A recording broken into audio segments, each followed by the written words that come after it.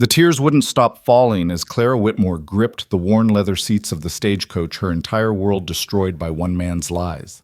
In 1873, Boston, refusing a powerful man's son, had cost her everything: her teaching position, her reputation, her future. Now, as the dusty plains of Wyoming stretched endlessly before her, she was about to meet Jonah McAllister, a stranger who'd paid for her passage west as his mail-order bride. She had nothing left to lose, or so she thought. Welcome to a story of redemption, unexpected love, and the courage to start over when all seems lost. Stay with me until the end, and comment your city below. I'd love to see how far our story travels today. The stagecoach lurched violently over another rut in the dirt road, sending Clara's stomach into her throat. She pressed her handkerchief harder against her eyes, but the tears kept coming, soaking through the delicate lace that had once belonged to her mother.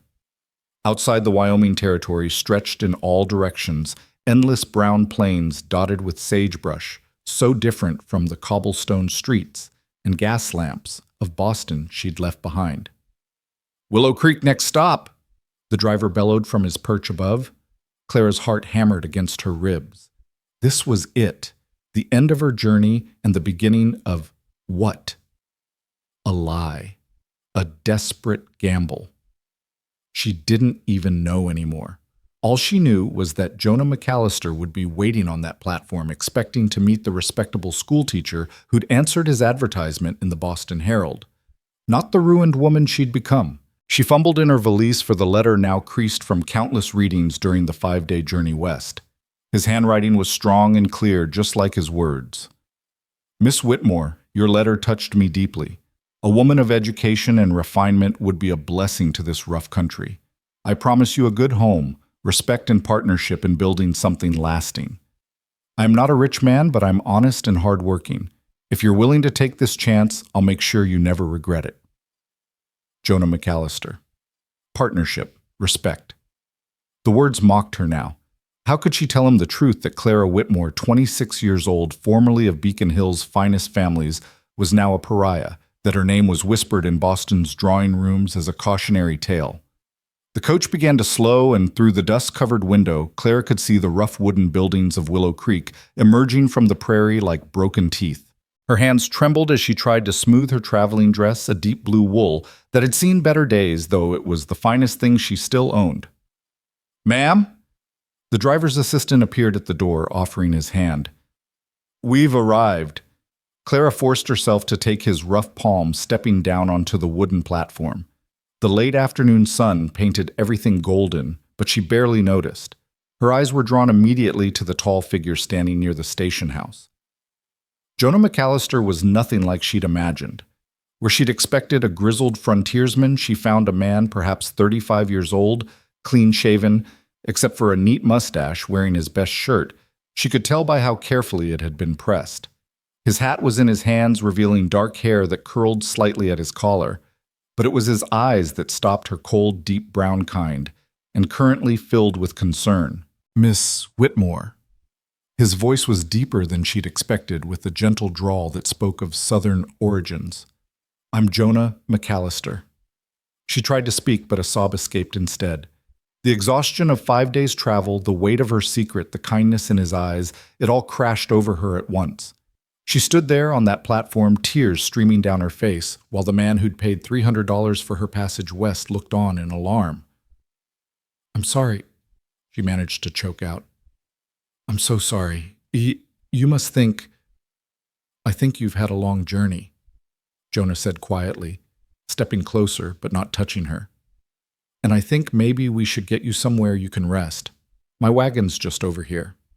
He gestured to a sturdy buckboard hitched to 2 bay horses. Without thinking, Clara let him take her valise, the only luggage she'd brought containing everything she owned in the world. His eyebrows rose slightly at its lightness, but he said nothing. "The ranch is about an hour outside town," he said as he helped her onto the wagon seat.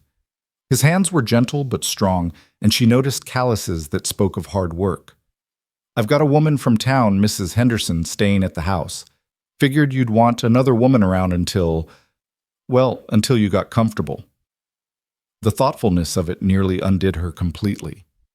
Here was this stranger showing her more consideration than anyone in Boston had offered in months. The weight of her deception pressed down like a stone on her chest. They rode in silence for several minutes, the only sounds the creak of wagon wheels and the steady clop of horses' hooves. The town fell away behind them, replaced by endless grassland that rippled in the wind like a golden sea. Finally, Jonah cleared his throat. "Miss Whitmore, I don't mean to pry, but are you all right if someone's hurt you or if you're in some kind of trouble?" "Stop." The word came out sharper than she intended. "Please, just stop the wagon." He pulled on the reins immediately, and the horses came to a halt. Clara sat there, hands clenched in her lap, knowing she couldn't go another mile living this lie. "Mr. McAllister, you're a good man. I can see that already, and that's why I can't do this to you." She turned to face him, forcing herself to meet his eyes. "I haven't been honest with you. I am a school teacher, was a school teacher. I am educated and from a good family. All of that was true. But I'm not respectable. Not anymore." His expression didn't change, but she saw his hands tighten slightly on the reins. "Go on." "3 months ago, Judge Hartley's son took an interest in me. William Hartley, perhaps you've heard of the family. No, well, they essentially run half of Boston. William decided he wanted me for his mistress." The ugly word tasted bitter on her tongue. "When I refused him repeatedly, he cornered me in the schoolroom after hours." She paused. Reliving that horrible evening, the smell of whiskey on his breath, his hands tearing at her dress, her desperate fight to get away. "I struck him with a paperweight," she continued, her voice barely above a whisper. "Cut his forehead open. There was so much blood. I thought I'd killed him. I ran home terrified. The next day, the story all over Boston was that I had tried to seduce him for his money, and when he virtuously refused, I attacked him in a jealous rage." Jonah still hadn't moved, hadn't spoken.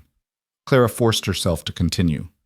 "The school dismissed me immediately. No one would hire me. My own cousins wouldn't receive me. My landlady evicted me. In 2 weeks, I went from being Miss Whitmore, respected educator, to being that woman, the one who threw herself at William Hartley." A bitter laugh escaped her. "The truth didn't matter. His word against mine." There was never any question who would be believed. The prairie wind whispered through the grass, carrying the scent of sage and distance. Clara couldn't bear to look at Jonah's face. "I answered your advertisement because I had $20 left to my name and nowhere to go. I thought I could start over here, be someone new. But I can't build a marriage on a lie.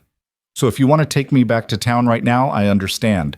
I'll find work somehow, pay you back for the passage." "Did he hurt you?"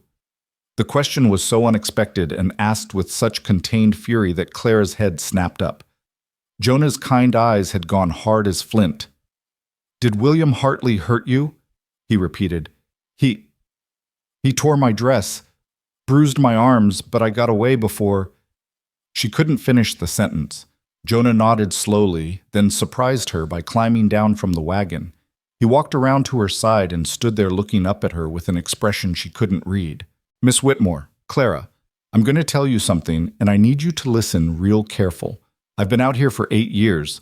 Built my ranch from nothing, fought drought and Indians and rustlers. I've seen men do terrible things and call it business. Seen women do desperate things and call it survival. I've learned to judge people by what they do, not what others say about them." He paused, choosing his words carefully. "You fought off a man who tried to force himself on you. That takes courage. You told me the truth just now when you could have kept quiet and I'd never have known. That takes honor. And you came out here to the middle of nowhere to marry a complete stranger rather than give up. That takes grit." Clara felt fresh tears threatening. "But your reputation, the other ranchers, their wives, if they knew—" "This isn't Boston," Jonah said firmly. "Half the people in Willow Creek came here to leave something behind. We don't ask too many questions about folks' pasts. What matters is who you are now today and who you want to be tomorrow." He offered her his hand. "Now would you like to see your new home? Mrs. Henderson's probably got supper waiting, and I'd bet you haven't eaten properly in days." Clara stared at his outstretched hand, work-roughened, honest offering, not just help down from a wagon, but acceptance, a chance at redemption. She took it. The rest of the ride passed differently. Jonah pointed out landmarks, a twisted cottonwood that marked the eastern boundary of his land, a creek that ran year-round good for water. He talked about his plans for the ranch, his voice warming with enthusiasm. I've got about 300 head of cattle now, but the land can support more. Been thinking about bringing in some horses too. There's good money in selling to the cavalry. Of course, that's a lot for one man to handle. Been hoping to find a partner who could help with the business side of things, keeping books, writing letters to buyers, that sort of work. I'm good with numbers, Clara offered tentatively. I kept the school's accounts in Boston. That's real good to hear. Ranch work isn't just about cattle, it's about planning, managing resources, making smart decisions. A woman with education could make a real difference out here. As they crested a low hill, Clara got her first view of the McAllister ranch. It wasn't grand, a sturdy two-story house with a wraparound porch, a large barn, several outbuildings, and a kitchen garden protected by a fence. But everything was well-maintained, orderly, cared for. You built all this yourself. Had help from neighbors for the barn raising, but yes, mostly. The house started as just 2 rooms, added on as I could afford it. He glanced at her. It's not Beacon Hill, I know. It's wonderful, Clara interrupted and meant it. After months of feeling adrift here was something solid real. It looks like a real home. A black and white dog came bounding toward the wagon, barking joyfully. Jonah smiled, the first full smile she'd seen from him. That's Moses. Found him as a pup half-starved trying to cross the creek during spring flood. He's a good cattle dog and even better company. Moses ran alongside the wagon tail, wagging furiously. Despite everything, Clara found herself smiling too. As they pulled up to the house, the front door opened and a plump woman in her 50s emerged, wiping her hands on her apron. Her face was weathered but kind, with laugh lines around her eyes. About time you got here, she called out. I was starting to worry. This must be Miss Whitmore. Clara said as Jonah helped her down. Please call me Clara. Mrs. Bond. Henderson studied her with shrewd eyes that seemed to take in everything. The tear-stained face, the too light valise, the way she held herself like she expected a blow. Then the older woman smiled.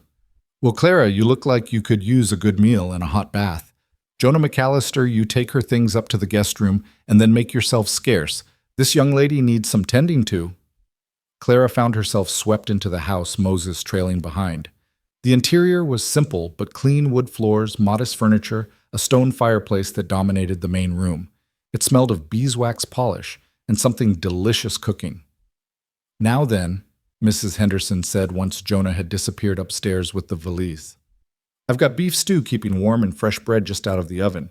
But first let's get you cleaned up. There's nothing a hot bath can't improve. An hour later, Clara sat at the kitchen table in a borrowed wrapper of Mrs. Henderson's, her hair still damp, eating the best meal she'd had in months. The older woman bustled about, keeping up a steady stream of chatter about the town, the neighbors, the weather, anything except why a young woman from Boston might arrive in tears with only one small bag to her name. Jonah's a good man, Mrs. Henderson said, finally pouring Clara another cup of coffee. Lost his wife and baby to fever back in Texas. That's why he came out here to start fresh. He's been lonely but particular about it. Didn't want just any woman, wanted someone he could talk to, share ideas with. When he saw your advertisement mentioning you were a teacher, well, his face just lit up. My advertisement? Clara set down her cup in confusion. But I answered his, Oh, did you now? Mrs. Henderson laughed. That man! Too proud to admit he placed an ad for himself. But I helped him write it, so I should know. Respectable rancher seeks educated woman for matrimony. Must be willing to work hard and build something together. Not very romantic, I told him, but he said he wanted someone who knew what they were getting into. Before Clara could respond, Jonah appeared in the doorway, hat in hand. He'd changed his shirt and washed the trail dust from his face. Sorry to interrupt, but Clara, there's something I need to say. Been thinking about it while you were getting settled. Clara tensed, waiting for the conditions, the rules, the reminders of what she owed him. I know we plan to marry quick, that's what mail order arrangements usually are. But given everything, I think maybe we should take some time, get to know each other. You could stay here as my bookkeeper, let's say. Room and board and a fair wage. Then, if in a few months we think we might suit, we can revisit the marriage question. Would that be acceptable to you? Clara stared at him. This man who kept surprising her with his decency. You do that? But people will talk a single woman living here. Mrs. Henderson's agreed to stay on for a while, Jonah said. For propriety's sake. After that, well, we'll figure it out. The point is, you don't owe me anything, Clara. Not marriage, not anything else. You're free to make your own choices here. Free. The word hit her like a physical blow. For months, she'd been trapped by scandal, by poverty, by the walls of society closing in. And here was this stranger offering her freedom. Yes, she whispered. Then stronger. Yes, that would be... That's very generous. Thank you. Jonah nodded, looking relieved. Good. That's settled then. Now I'll leave you ladies to your supper. Need to check on the stock before dark. He paused at the door. Clara, welcome to the Triple M Ranch. I think you're going to do just fine here. After he left, Clara sat in the warm kitchen listening to Mrs. Henderson hum as she washed dishes and felt something she hadn't experienced in months' hope. The next morning came too early with Moses barking at something outside. Clara dressed quickly in her simplest day dress, still too fine for ranch life, but it would have to do, and made her way downstairs. Mrs. Henderson was already at the stove, and the smell of coffee and bacon filled the air. Jonah's been up for hours, the older woman said by way of greeting. Man never could sleep past dawn. He left these for you. These turned out to be a pair of sturdy boots, a practical bonnet, and a written list of the ranch's accounts that needed reviewing. He wasn't sure of your shoe size, but his late wife's things are stored in the attic. Said you're welcome to anything that might be useful. No point in practical clothes going to waste. The thoughtfulness of it and the delicate way he'd handled what could have been an awkward situation touched Clara deeply. After breakfast, she found the attic ladder and climbed up to find several trunks neatly labeled. Sarah McAllister had been about her size, and her clothes were simple, but well-made cotton work dresses, sturdy skirts, practical blouses. At the bottom of one trunk, wrapped in tissue, was a beautiful blue silk dress, obviously saved for special occasions. Clara fingered the fabric gently, imagining the woman who'd worn it. Who'd lived in this house, loved Jonah, and died too young. She carefully rewrapped it and chose instead several work dresses that would suit her new life. By the time Jonah came in for the noon meal, Clara had transformed. Gone was the Boston lady and her impractical finery. In her place stood a woman ready to work ledgers spread across the kitchen table, pencil in hand. Your bookkeeping is a disaster, she announced without preamble. You're owed money by at least 3 buyers who haven't paid in months, and you've been overpaying for supplies from the general store. We need to renegotiate your contracts. Jonah blinked at her transformation, then a slow smile spread across his face. Is that so? Furthermore, you're not charging enough for your beef. I checked the going rates from the newspapers. You're underselling yourself by at least $2 a head. Well then, Miss Bookkeeper, what do you suggest we do about it? The we wasn't lost on Clara. She straightened, feeling more like herself than she had in months. First, I write letters to those buyers demanding payment, politely but firmly. Then we go to town tomorrow and have a conversation with Mr. Patterson at the general store about fair pricing. And going forward, all sales get recorded properly with contracts and payment terms clearly stated. Yes, ma'am, Jonah said, but he was grinning. Anything else? Yes. You need to teach me about cattle. I can't manage books for a business I don't understand. That afternoon, Jonah took her on a tour of the ranch. He showed her the different pastures, explained about water rights and grazing patterns, introduced her to his 2 ranch hands. Tom, a grizzled older man who'd been with him from the start, and Pete, a young Mexican-American who had a gift with horses. Ma'am, Tom tipped his hat, his weathered face carefully neutral. She could tell he was reserving judgment on this city woman his boss had brought home. Mr. Tom, she replied formally, then surprised him by asking, Jonah tells me you know more about cattle than any man in Wyoming. I'd be grateful if you'd share some of that knowledge when you have time. Tom's expression thawed slightly. Be happy to, ma'am. Takes a smart woman to know what she don't know.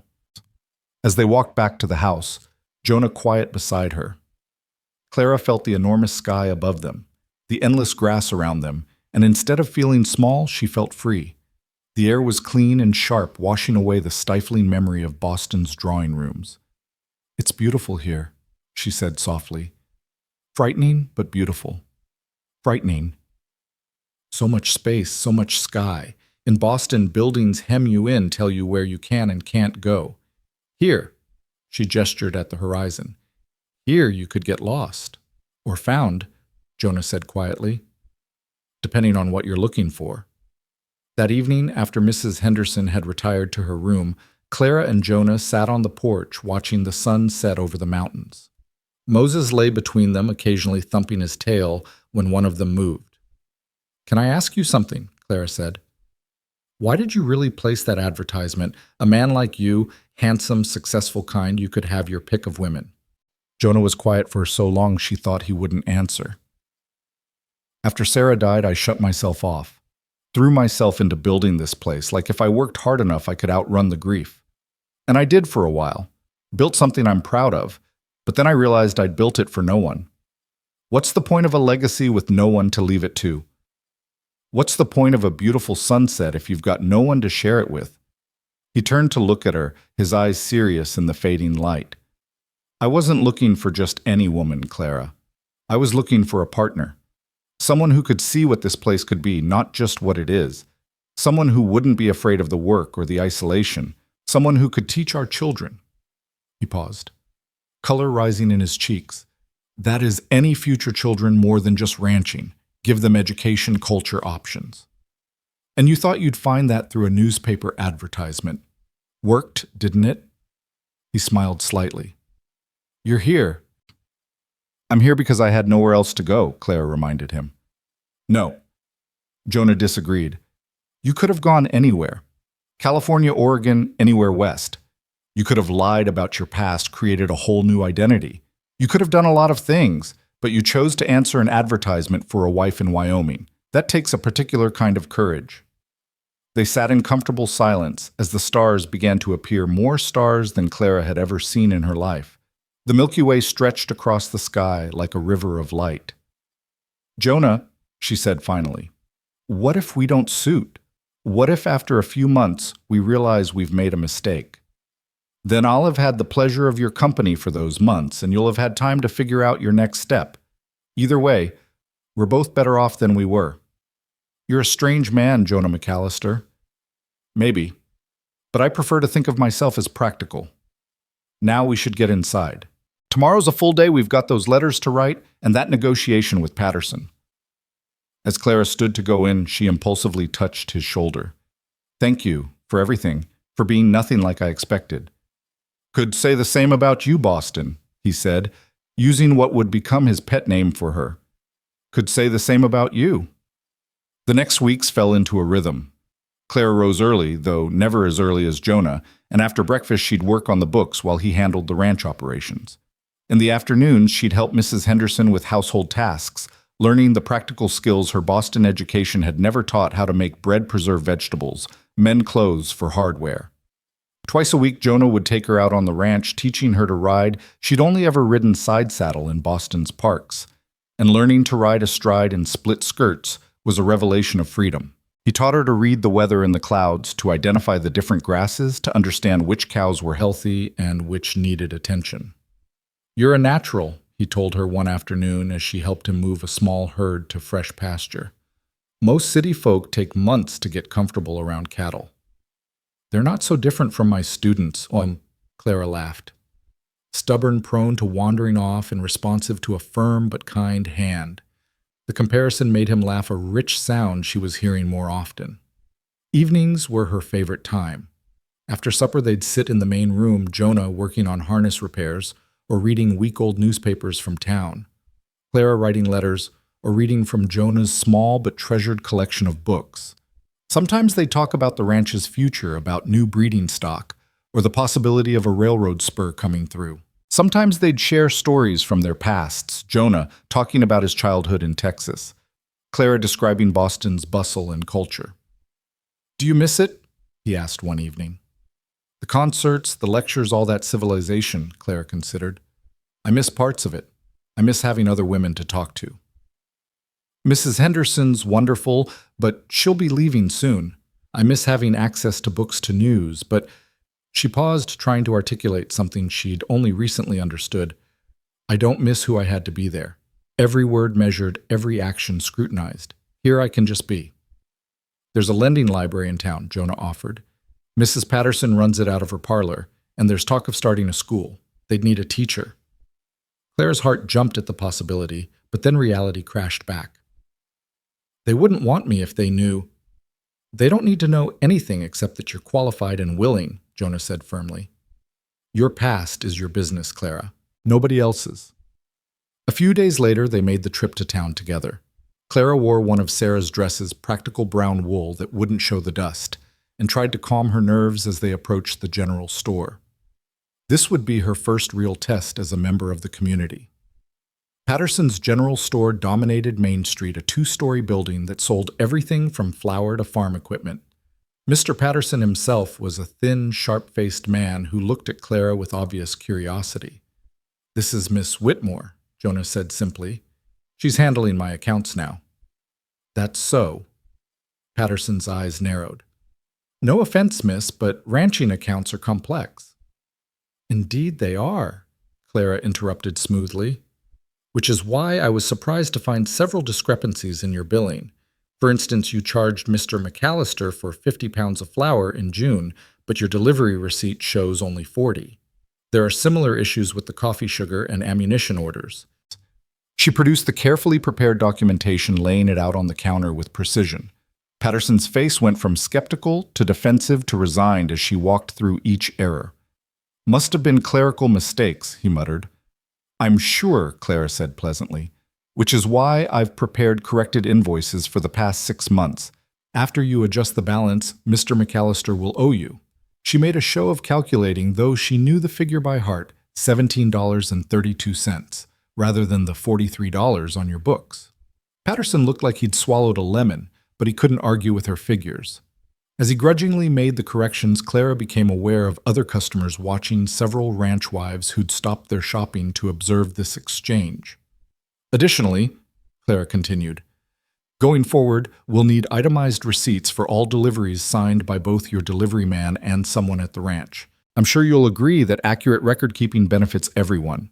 "Of course," Patterson said through gritted teeth. As they left the store, Jonah fighting a smile, a woman approached them. She was perhaps 40, with a kind face and intelligent eyes. "Excuse me, Miss Whitmore, I'm Elizabeth Morgan. My husband owns the Double Bar Ranch north of yours. I couldn't help but overhear. Would you be willing to look at our accounts? I've always suspected Patterson's arithmetic was creative, but I could never prove it." Clara glanced at Jonah, who nodded encouragingly. "I'd be happy to help, Mrs. Morgan. Please call me Elizabeth, and perhaps you join our sewing circle. We meet Thursday afternoons. We call it sewing, but mostly we gossip and eat cake." The olive branch was unexpected and precious. "I'd like that very much."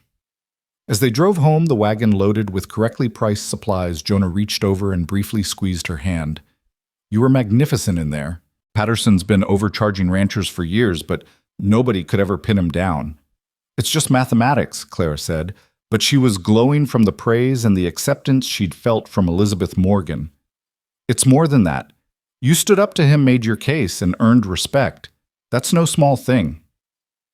That night, Clara lay in her bed, Sarah's former sewing room, converted to a guest room, and thought about the strange turns her life had taken. 3 months ago, she'd been a pariah in Boston, turned away from every door. Now she was building something new, something real. But more than that, she was beginning to feel something she'd never expected: attraction to the quiet rancher who'd taken her in. The way his eyes crinkled when he smiled, the patient way he explained things, his hands gentle with animals and respectful with her. She pushed the thoughts away. This was a business arrangement, she reminded herself. Jonah had been clear about that. What she didn't know was that down the hall, Jonah lay awake having similar thoughts. Clara had brought life back to his home, her laughter, her quick wit, her fearlessness in taking on new challenges. He found himself looking forward to their evening conversations, to seeing her face light up when she mastered something new. But he'd promised her time, freedom to choose. He wouldn't pressure her, wouldn't assume anything, even if increasingly he hoped her choice would be to stay. The next Thursday, Clara attended the sewing circle at Elizabeth Morgan's ranch. She was nervous, knowing how quickly women's groups could turn cruel, but Elizabeth had prepared the way well. "Ladies, This is Clara Whitmore, who's managing Jonah McAllister's books and gave Patterson what for about his creative arithmetic. Clara. This is Margaret Stevens, Anne Crawford, and Dorothy Chen. Yes, before you ask, her husband is Chinese, and yes, we've all gotten over the scandal of it. Dorothy, a beautiful woman with mixed features that spoke of her dual heritage, smiled warmly. Welcome to the club of women who don't quite fit the mold, Miss Whitmore. Please call me Clara. And how did you all end up in Wyoming? Margaret laughed. She was older, perhaps 50, with silver streaking her dark hair. I was a saloon girl in Denver before I met my Robert. Anne here was a Confederate widow with no family left after the war. We're all refugees of one kind or another. What they're trying to say, Elizabeth added, pulling out a flask and adding a generous amount of whiskey to her tea, is that we don't much care about your past, but we're dying to know how you got Jonah McAllister to finally bring a woman home. Clara found herself relaxing, then laughing, then sharing more than she'd intended about her situation, though she kept the worst details private. The women listened, nodded, and offered their own stories of reinvention. Honey, Anne said finally, her southern accent still strong after years in the West. That man looks at you like you hung the moon. Whatever arrangement y'all started with, I'd bet good money it won't stay businesslike for long. He's been a perfect gentleman, Clara protested. Well, that's your first problem right there, Dorothy laughed. Sometimes a woman has to give a gentleman a little encouragement. Clara blushed furiously, but she left the gathering feeling lighter than she had in months. She had friends, or at least the beginning of friendships. She had a place in this community. When she got home, she found Jonah in the barn doctoring a cow's cut leg. Without thinking, she pitched in to help, holding the animal steady while he cleaned and bandaged the wound. How was your sewing circle? He asked as they worked. Educational, Clara said dryly. I learned 3 new gossip stories, a remedy for removing ink stains, and that Dorothy Chen makes the strongest tea in Wyoming. That's because it's half whiskey. Jonah grinned. Did they interrogate you? Thoroughly, but kindly. They're good women. They are. I'm glad you're making friends here. As they finished with the cow and walked back toward the house, Clara gathered her courage. Jonah, can I ask you something? Always. Are you happy with our arrangement? Having me here, I mean. He stopped walking, turning to face her in the fading light. Clara, these past weeks have been... I didn't realize how lonely I'd been until you filled up all that empty space. You've brought order to my chaos, laughter, to my quiet, and... He paused, seeming to struggle with words. And yes, I'm happy with our arrangement. Are you... Yes, she said softly. Happier than I expected to be. Happier than I probably have a right to be. You have every right to happiness, Jonah said firmly. Don't let anyone, including yourself, tell you otherwise. They stood there, the space between them charged with possibility, but then Moses barked at something in the distance, breaking the spell. They continued to the house, both aware that something had shifted between them. That night, as had become their custom, they sat on the porch after supper. Mrs. Henderson had left the week before her chaperone duties deemed complete by local standards. Clara should have felt more awkward being alone with Jonah, but instead it felt natural, right? I've been thinking, Jonah said suddenly. Winter's coming in a few months. If you're planning to stay through winter, we'll need to get you proper clothing. The general store has some ready-made, but there's also a seamstress in town who could make you something fitted proper. The practical consideration touched her. He was thinking ahead, planning for her presence in his future. I'd like to stay through winter, Clara said carefully. If you'll have me. Clara. Jonah turned to her, his expression serious. I'll have you as long as you're willing to stay. Whether that's through winter or... He trailed off, leaving the sentence unfinished, but the implication clear. The first snow came early that year, dusting the ranch in white, just as October turned to November. Clara stood at the kitchen window, mesmerized by how the landscape transformed when Jonah appeared beside her with a cup of coffee. Beautiful, isn't it? He said, handing her the steaming mug. Their fingers brushed in the exchange, and neither pulled away as quickly as they once might have. It's magical, Clara breathed. In Boston, snow meant soot-stained slush within hours. This is pure. Wait until January. You might not find it so magical when we're snowed in for weeks at a time. He paused, studying her profile. That doesn't frighten you. Clara turned to meet his eyes. Very little frightens me anymore, Jonah. Not after everything I've survived. The truth of it hung between them.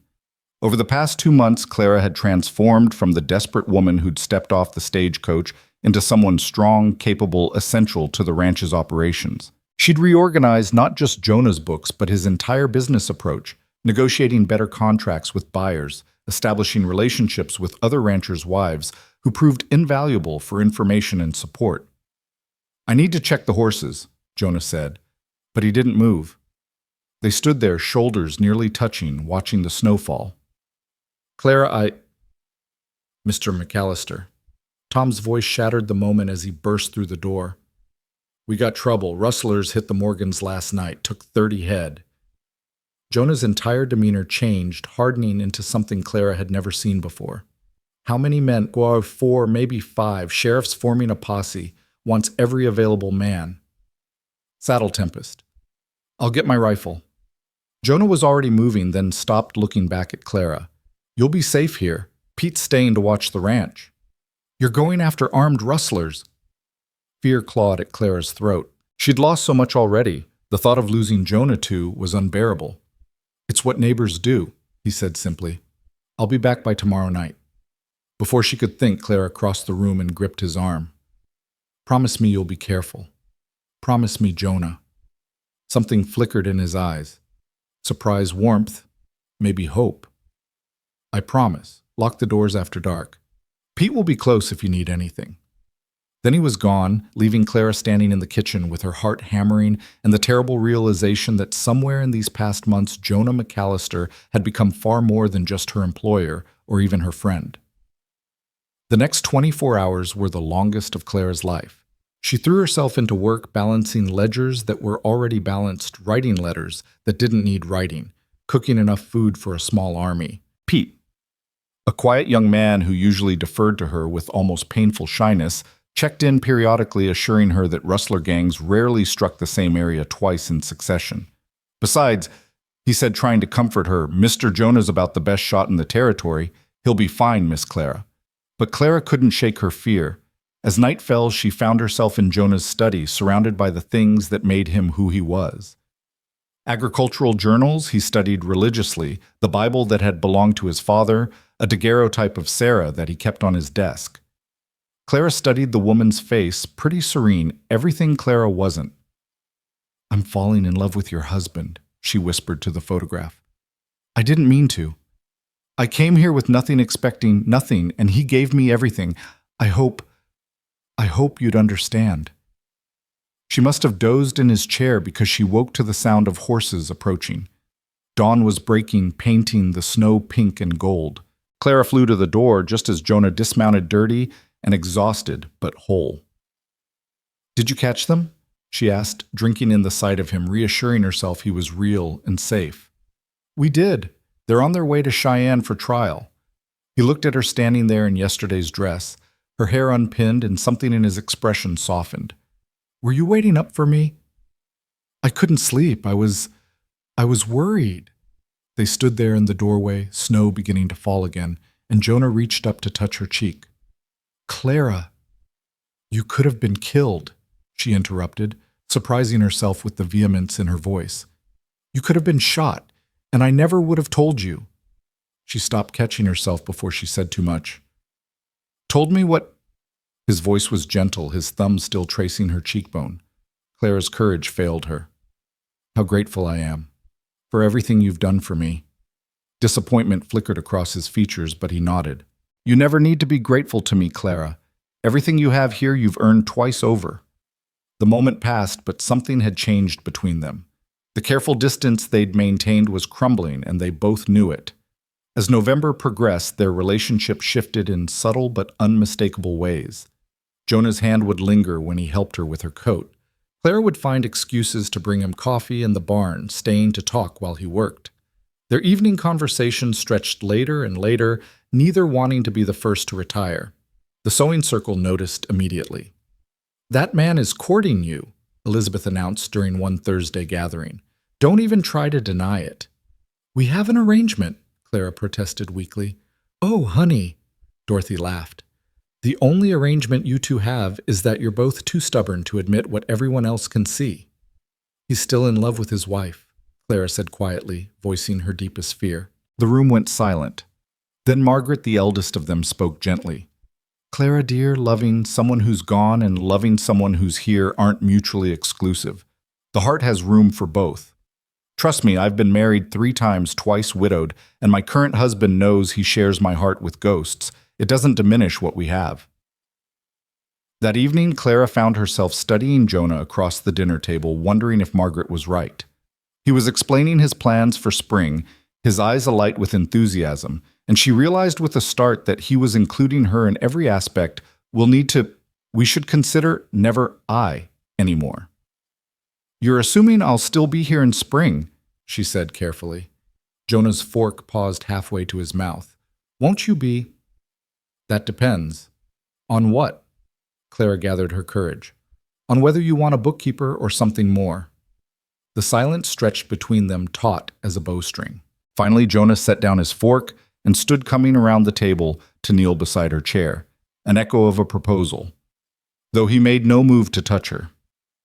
Clara Whitmore, he said quietly, I haven't wanted to pressure you. You came here under difficult circumstances, and I wanted you to choose freely without obligation. But if you're asking what I want you to stay. Not as my bookkeeper, not as my housekeeper, but as my wife. I want to wake up every morning knowing you're here. I want to build this ranch with you, have children with you, grow old with you. But only if that's what you want too. Only if you can see a future here with me. Clara's eyes filled with tears, but for once they were tears of joy. I need to tell you something first. About William Hartley. About what really happened. You don't owe me. Please. I need you to know everything before you make this offer. She took a deep breath. He didn't just try to force himself on me. He'd been pursuing me for months, getting increasingly aggressive. That night he was drunk. He cornered me in the classroom, and when I refused him again, he said he'd ruin me either way, that if I didn't become his mistress, he'd make sure everyone thought I had. When he put his hands on me, when he tore my dress, I didn't just hit him with the paperweight, I hit him twice. The second time was after he was already down. I wanted to hurt him, Jonah. I wanted to make him pay for every humiliation, every fear. That's not very ladylike, is it? Jonah's jaw tightened. Sounds like self-defense to me. And if I ever meet William Hartley, I might have to show him what it feels like to be cornered by someone stronger. You don't think less of me for the violence. Clara. Jonah took her hands in his. I think you're the strongest, bravest woman I've ever known. You survived something terrible, you started over with nothing, and you've built yourself back up through sheer determination. How could I think less of you for that? Your wife would never have. Sarah was raised in comfort and safety. She never had to fight for anything, never had to prove her worth. I loved her, Clara, and I mourned her deeply. But she's gone, and you're here, and what I feel for you is different, but no less real. Sarah was my past. You, I hope, are my future. Clara searched his face, finding only sincerity and a warmth that made her heart race. Ask me again. What? Your question. Ask me again properly this time. Understanding dawned in Jonah's eyes, and he shifted to one knee, still holding her hands. Clara Whitmore, will you marry me? Not because you need to, not because it's practical, but because I love you and want to spend the rest of my life showing you how much. You love me. The words came out as barely a whisper. I've been falling in love with you since the day you told Patterson his arithmetic was creative. Maybe even since you stepped off that stagecoach brave enough to face an uncertain future rather than give up. I love your courage, your intelligence, your kindness to everyone from Tom to Moses. I love how you've made this house a home again. I love you, Clara. The question is, yes, Clara interrupted, laughing and crying simultaneously. Yes, Jonah McAllister, I'll marry you. Because I love you too. Because somewhere between learning to ride and arguing about cattle prices and sitting on that porch watching sunsets, I fell completely, irrevocably in love with you. Jonah rose, pulling her up with him, and kissed her for the first time. It was gentle, almost reverent, but with a promise of passion carefully banked. When they separated, both breathing unsteadily, he rested his forehead against hers.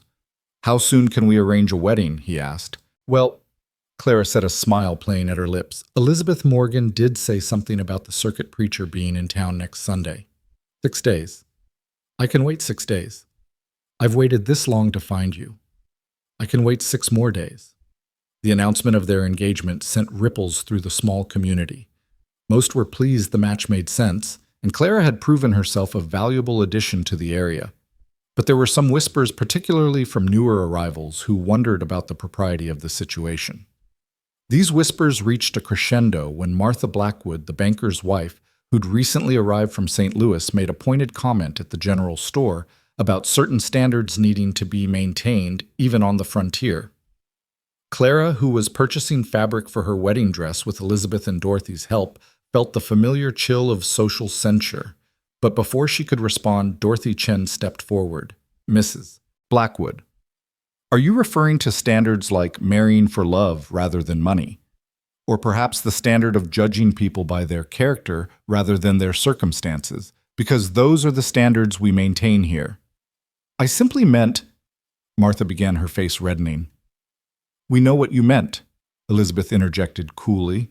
"And you should know that Clara Whitmore has done more for this community in 3 months than most do in years. She's helped half the ranchers in the valley fix their accounts. She's organizing a winter school for the children, and she's marrying one of the finest men in Wyoming. If those aren't high enough standards for you, perhaps St. Louis would be more to your liking." Martha fled the store, and Clara found herself surrounded by women offering congratulations and fabric suggestions. The attempted snub had backfired, solidifying Clara's acceptance in the community. "Thank you," she said to her friends later as they worked on her dress in Elizabeth's parlor. "Honey, we protect our own," Margaret said expertly, hemming the blue fabric, not white, Clara had decided, because she wanted no reminders of who she'd been before. "And you're one of us now." The night before the wedding, Clara couldn't sleep.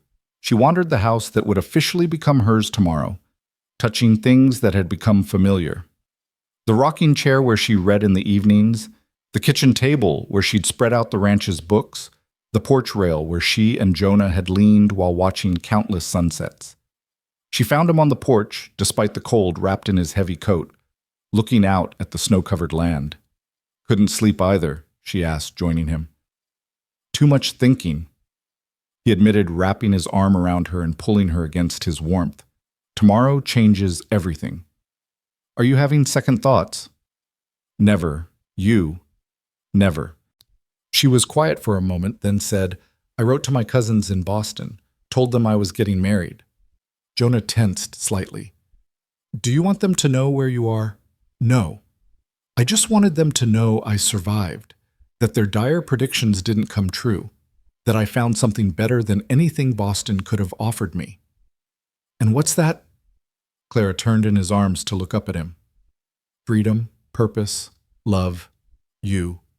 He kissed her, then deeper than before, and Clara felt heat spread through her despite the winter cold. "Tomorrow night," he said against her lips, his voice rough, "you'll be my wife." "I'm already yours," she whispered back. "Tomorrow just makes it official." The wedding day dawned clear and bright, the snow sparkling like diamonds under the winter sun. The small church was packed with ranchers and their families coming from miles around. Clara wore her blue dress with Sarah's cameo at her throat. Jonah had given it to her that morning, saying Sarah would have wanted her to have it.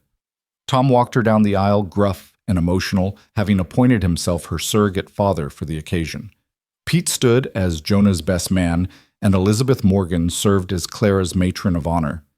Moses had been firmly told to stay outside, but could be heard occasionally whining at the door. When the preacher asked if anyone objected, there was a long silence. Then old Tom spoke up from his position beside Clara. "I got something to say," he announced, and Clara's heart stopped. "This here girl came to us a stranger, but she's become family. And Jonah, there's been like a son to me these 8 years. Seeing them together, seeing how they've brought out the best in each other, well, anyone who'd object to that would have to go through me first." A murmur of agreement ran through the congregation, and Clara blinked back tears. The ceremony continued, and when Jonah said his vows, his voice was strong and clear. "Clara, you came into my life when I'd forgotten how to hope. You've made me laugh again, dream again, believe in the future again. I promise to cherish you, protect you, and love you with everything I have for all the days of my life." Clara's voice trembled with emotion as she spoke her own vows.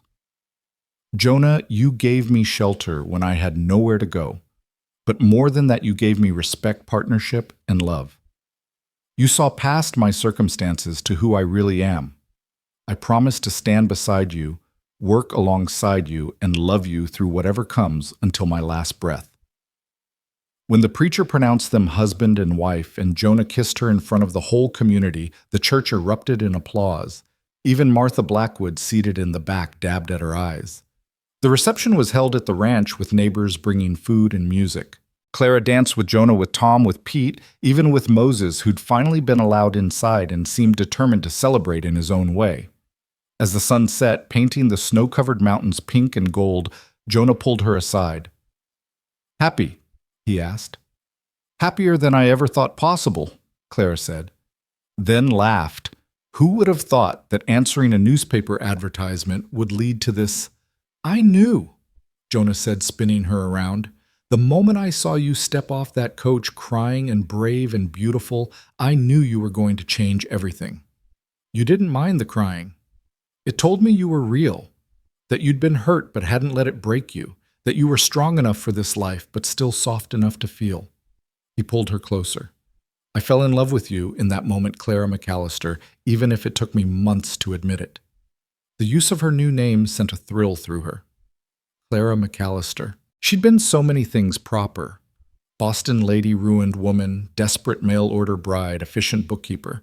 But now she was simply Clara McAllister, rancher's wife, and that felt more right than anything ever had.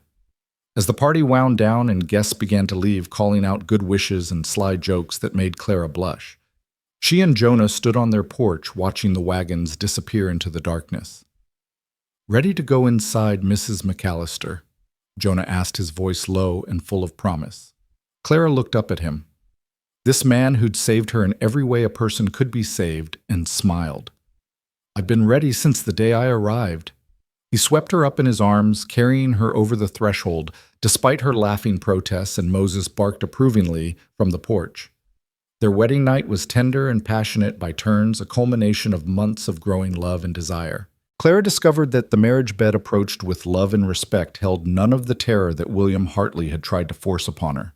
Instead, she found joy, connection, and a physical expression of the emotional bond she and Jonah had built. Afterward, as they lay entwined in the bed that was now theirs to share, Jonah traced lazy patterns on her bare shoulder. "What are you thinking?" Clara asked, her head on his chest, listening to his heartbeat. "I'm thinking that I'm the luckiest man in Wyoming, maybe in all of America. Because you got a bookkeeper and a wife for the price of one." He laughed, the sound rumbling through his chest. "Because I got Clara, just Clara. That's worth more than all the cattle in Texas." Winter settled over the ranch with a vengeance after the wedding, but Clara had never been happier. The house that had felt like a refuge became a true home. She and Jonah fell into the rhythms of married life with surprising ease, as if they'd been together for years rather than months. The work was hard. Winter meant constant vigilance over the cattle-breaking ice, on water troughs, hauling feed through deep snow. Clara learned to help with everything from birthing calves to mending harnesses. Her hands, once soft from holding only pens and books, became strong and capable. But there were quiet moments, 2 long evenings by the fire, Jonah reading aloud while Clara knitted, a skill taught by the patient Elizabeth Morgan, or Clara playing the small piano Jonah surprised her with for Christmas, ordered from Denver at considerable expense. "You shouldn't have spent so much," she'd protested, even as her fingers lovingly traced the keys. "A house needs music," he'd replied simply, "and I need to hear you play." She played the songs she'd learned in Boston, teaching Jonah the words to proper ballads and being scandalized when he taught her the Cowboy's considerably less proper versions. Their laughter filled the house, warming it more than any fire could. In January, during a brief thaw, they received an unexpected visitor. A well-dressed man on an expensive horse rode up to the house, and Clara's blood ran cold when she recognized him. Richard Hartley, William's younger brother. "Clara Whitmore," he said, tipping his hat mockingly. "Or should I say, Mrs. McAllister, news of your marriage reached Boston. William was most interested to hear it." Jonah emerged from the barn, rifle in hand, having heard the stranger's horse.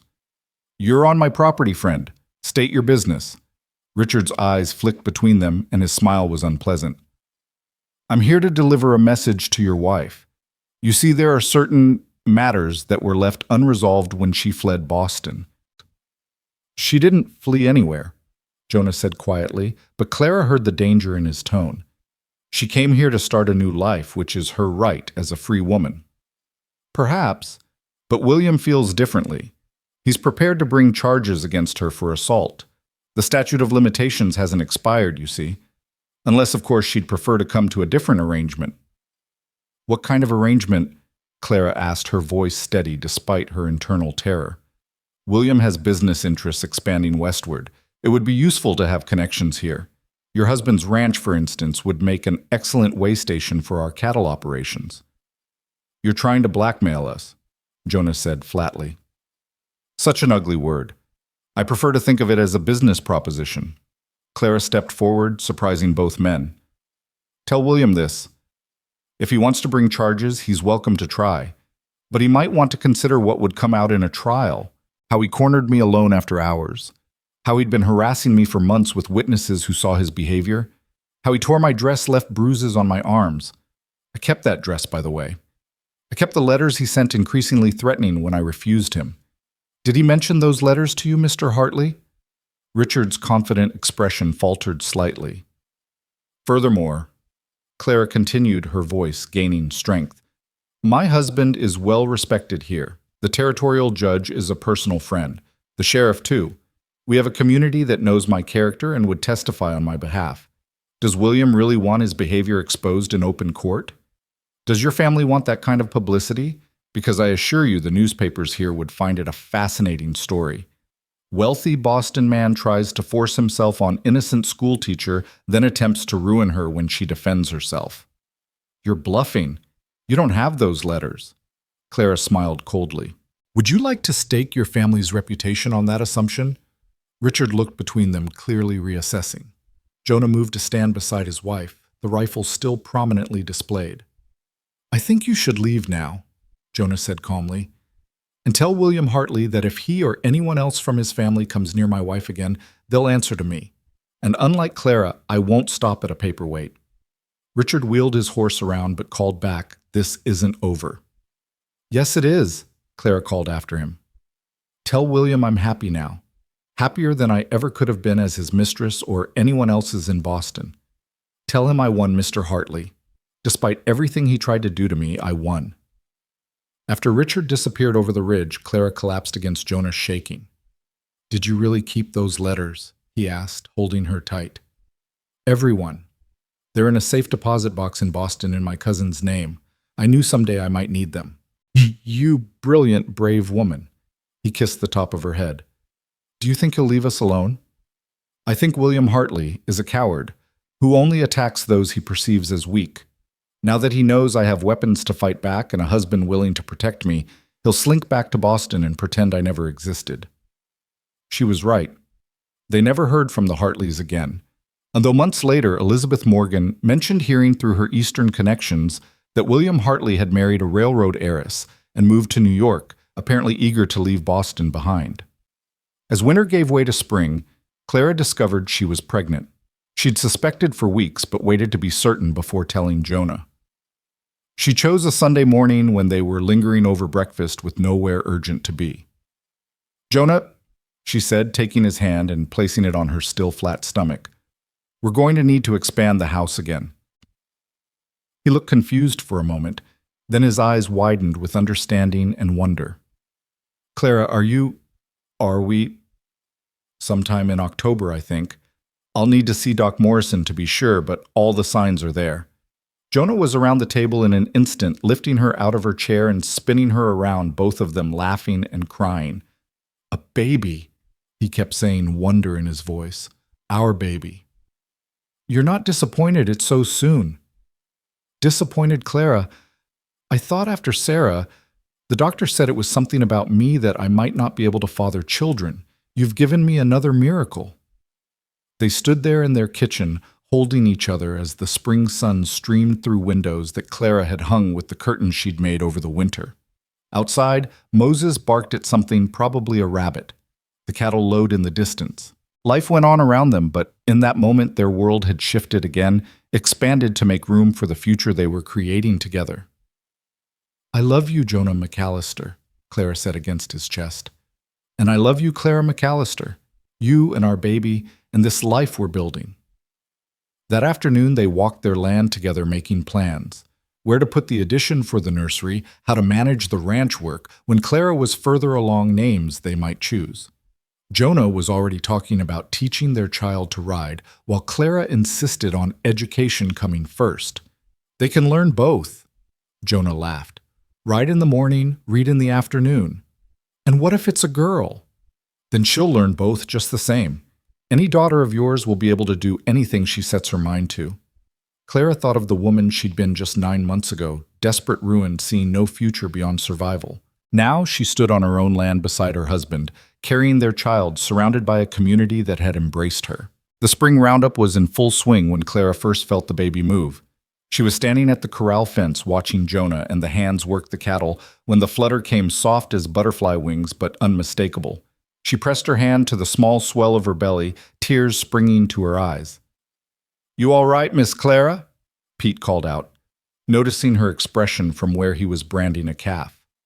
"More than all right," she called back, laughing through her tears. "The baby just said hello." Jonah was off his horse, and at her side in seconds, his face bright with excitement. "You felt it. The baby moved. Just a flutter, but yes." She took his hand, pressing it against her stomach. "Wait, there. Did you feel that?" His face transformed with wonder, and for a moment the tough rancher who'd faced down rustlers and survived frontier hardships looked like a young boy on Christmas morning. The other hands politely turned away, giving them their moment, though Clara caught Tom wiping his eyes with his sleeve. As spring mellowed into summer, Clara's pregnancy progressed smoothly, though she chafed at the restrictions it placed on her. Doc Morrison, a kindly man in his 60s who'd delivered half the babies in the territory, insisted she avoid riding and heavy work. "But I feel fine," Clara protested during one of his visits. "And we want to keep it that way," the doctor said firmly. "You're not 20 anymore, Mrs. McAllister, and first babies after 30 need extra care." "I'm only 27? Clara protested. "Even so, let that husband of yours spoil you a little. Lord knows he's eager enough to do it." It was true.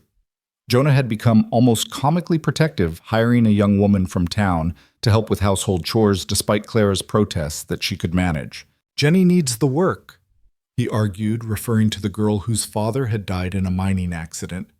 "And you need the rest." Clara found an unexpected friend in Jenny, who at 17 was eager to learn everything Clara could teach her about running a household and keeping books.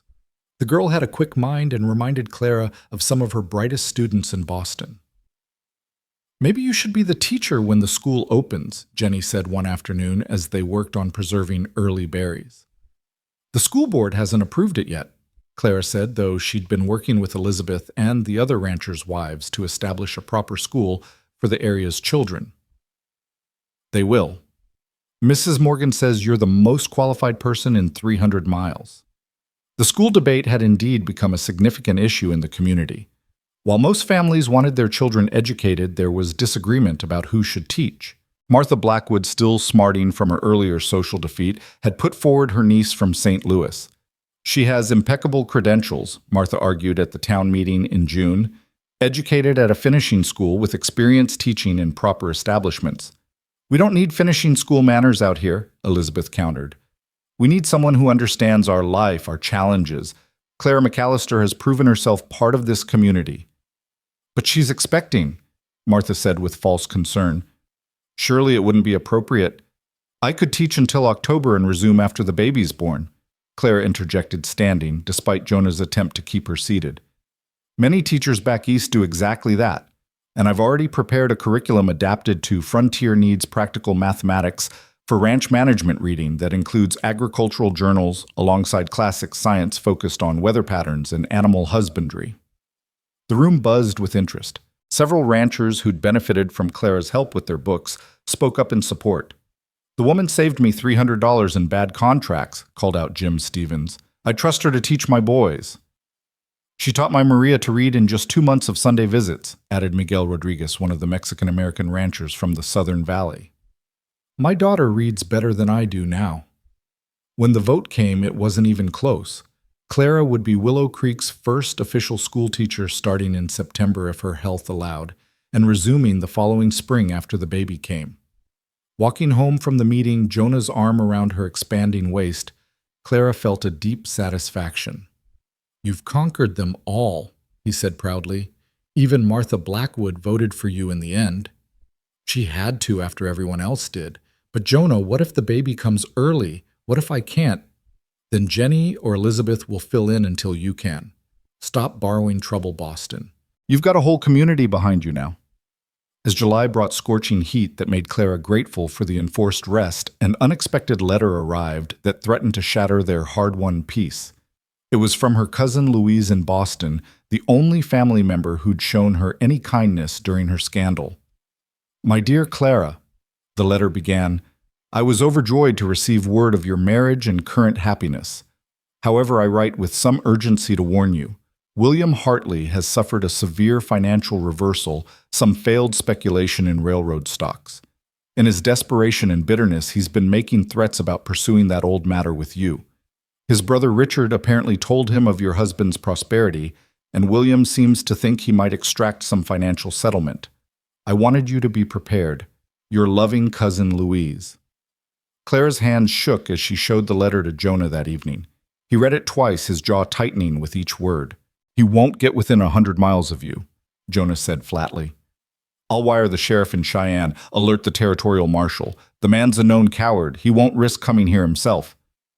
But Clara knew William Hartley's type too well. Cowards could be dangerous when desperate, especially when they thought they had nothing left to lose. She spent the next weeks jumping at every unfamiliar horse that approached the ranch, every stranger in town.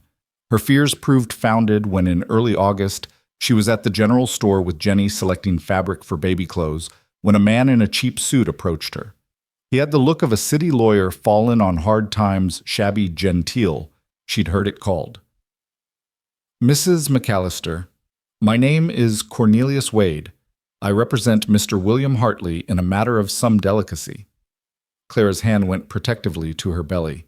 Jenny, bless her, immediately moved closer, her young face fierce with loyalty. Mr. Hartley has no business with me, Clara said coolly, though her heart was racing. I'm afraid he disagrees. You see, there's the matter of an assault that was never properly adjudicated. Mr. Hartley is prepared to file formal charges unless some accommodation can be reached.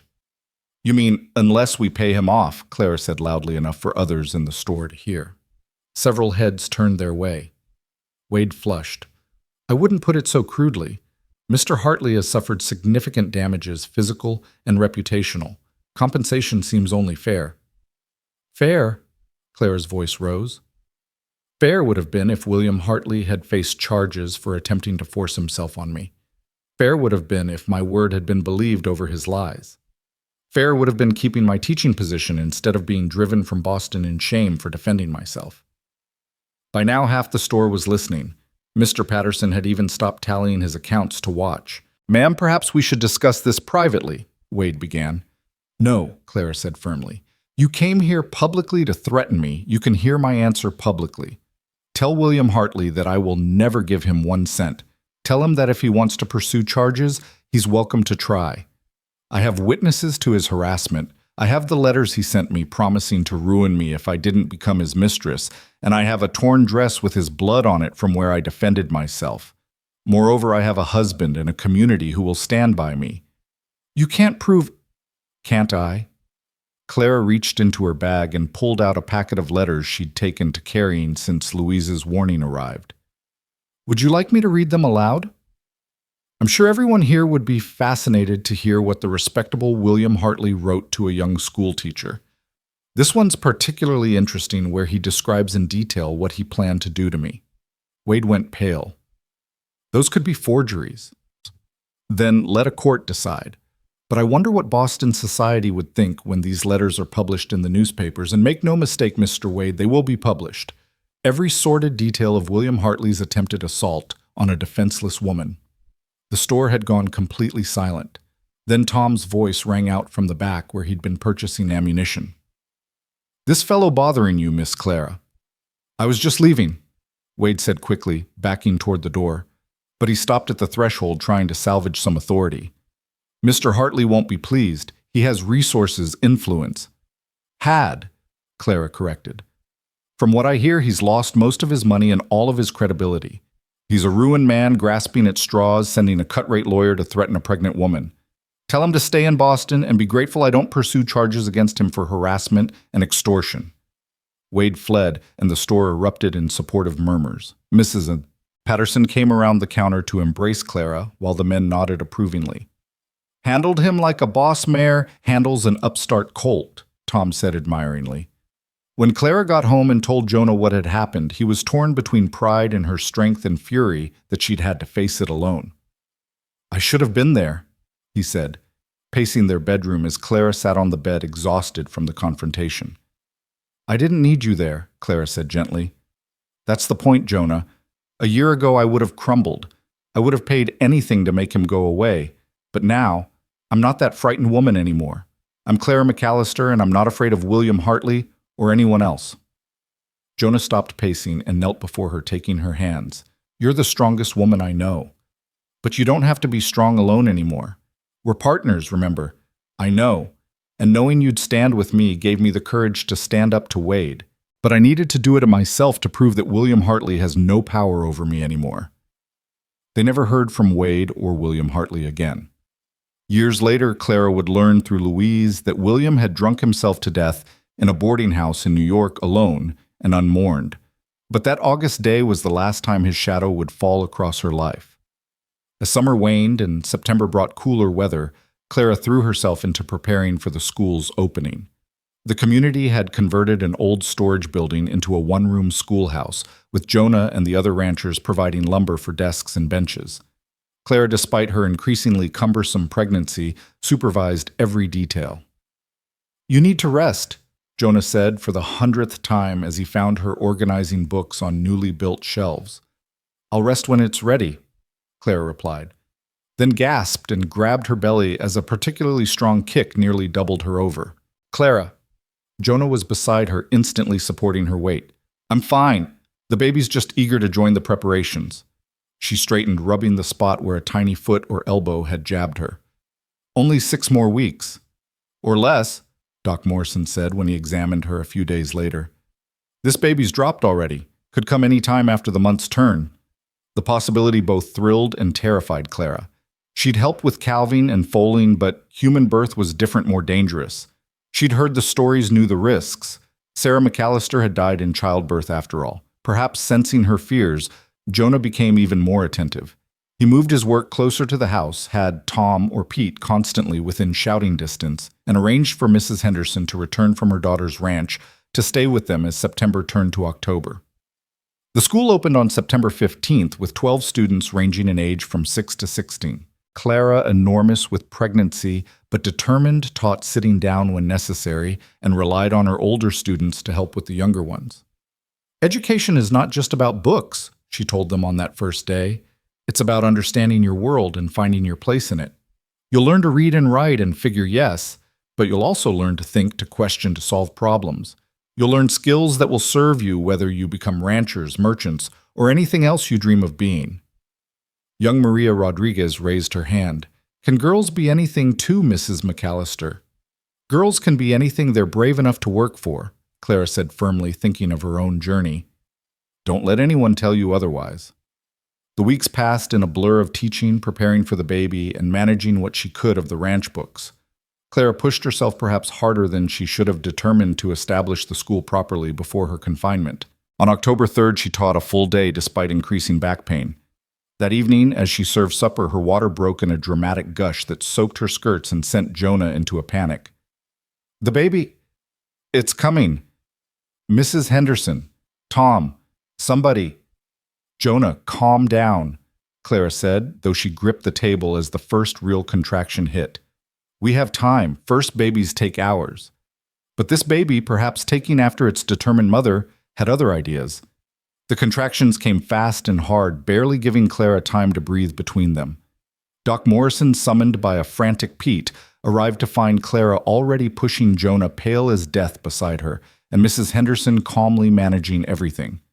"Well, this little one's in a hurry," the doctor said, quickly assessing the situation. "Clara, next contraction, you push hard as you can."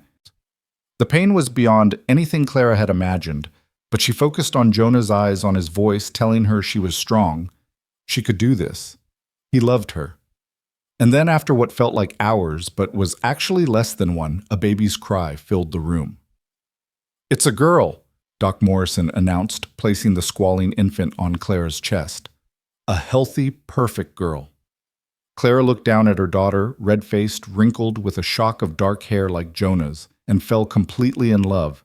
Jonah's tears dripped onto both of them as he leaned over, one hand on the baby, one on Clara.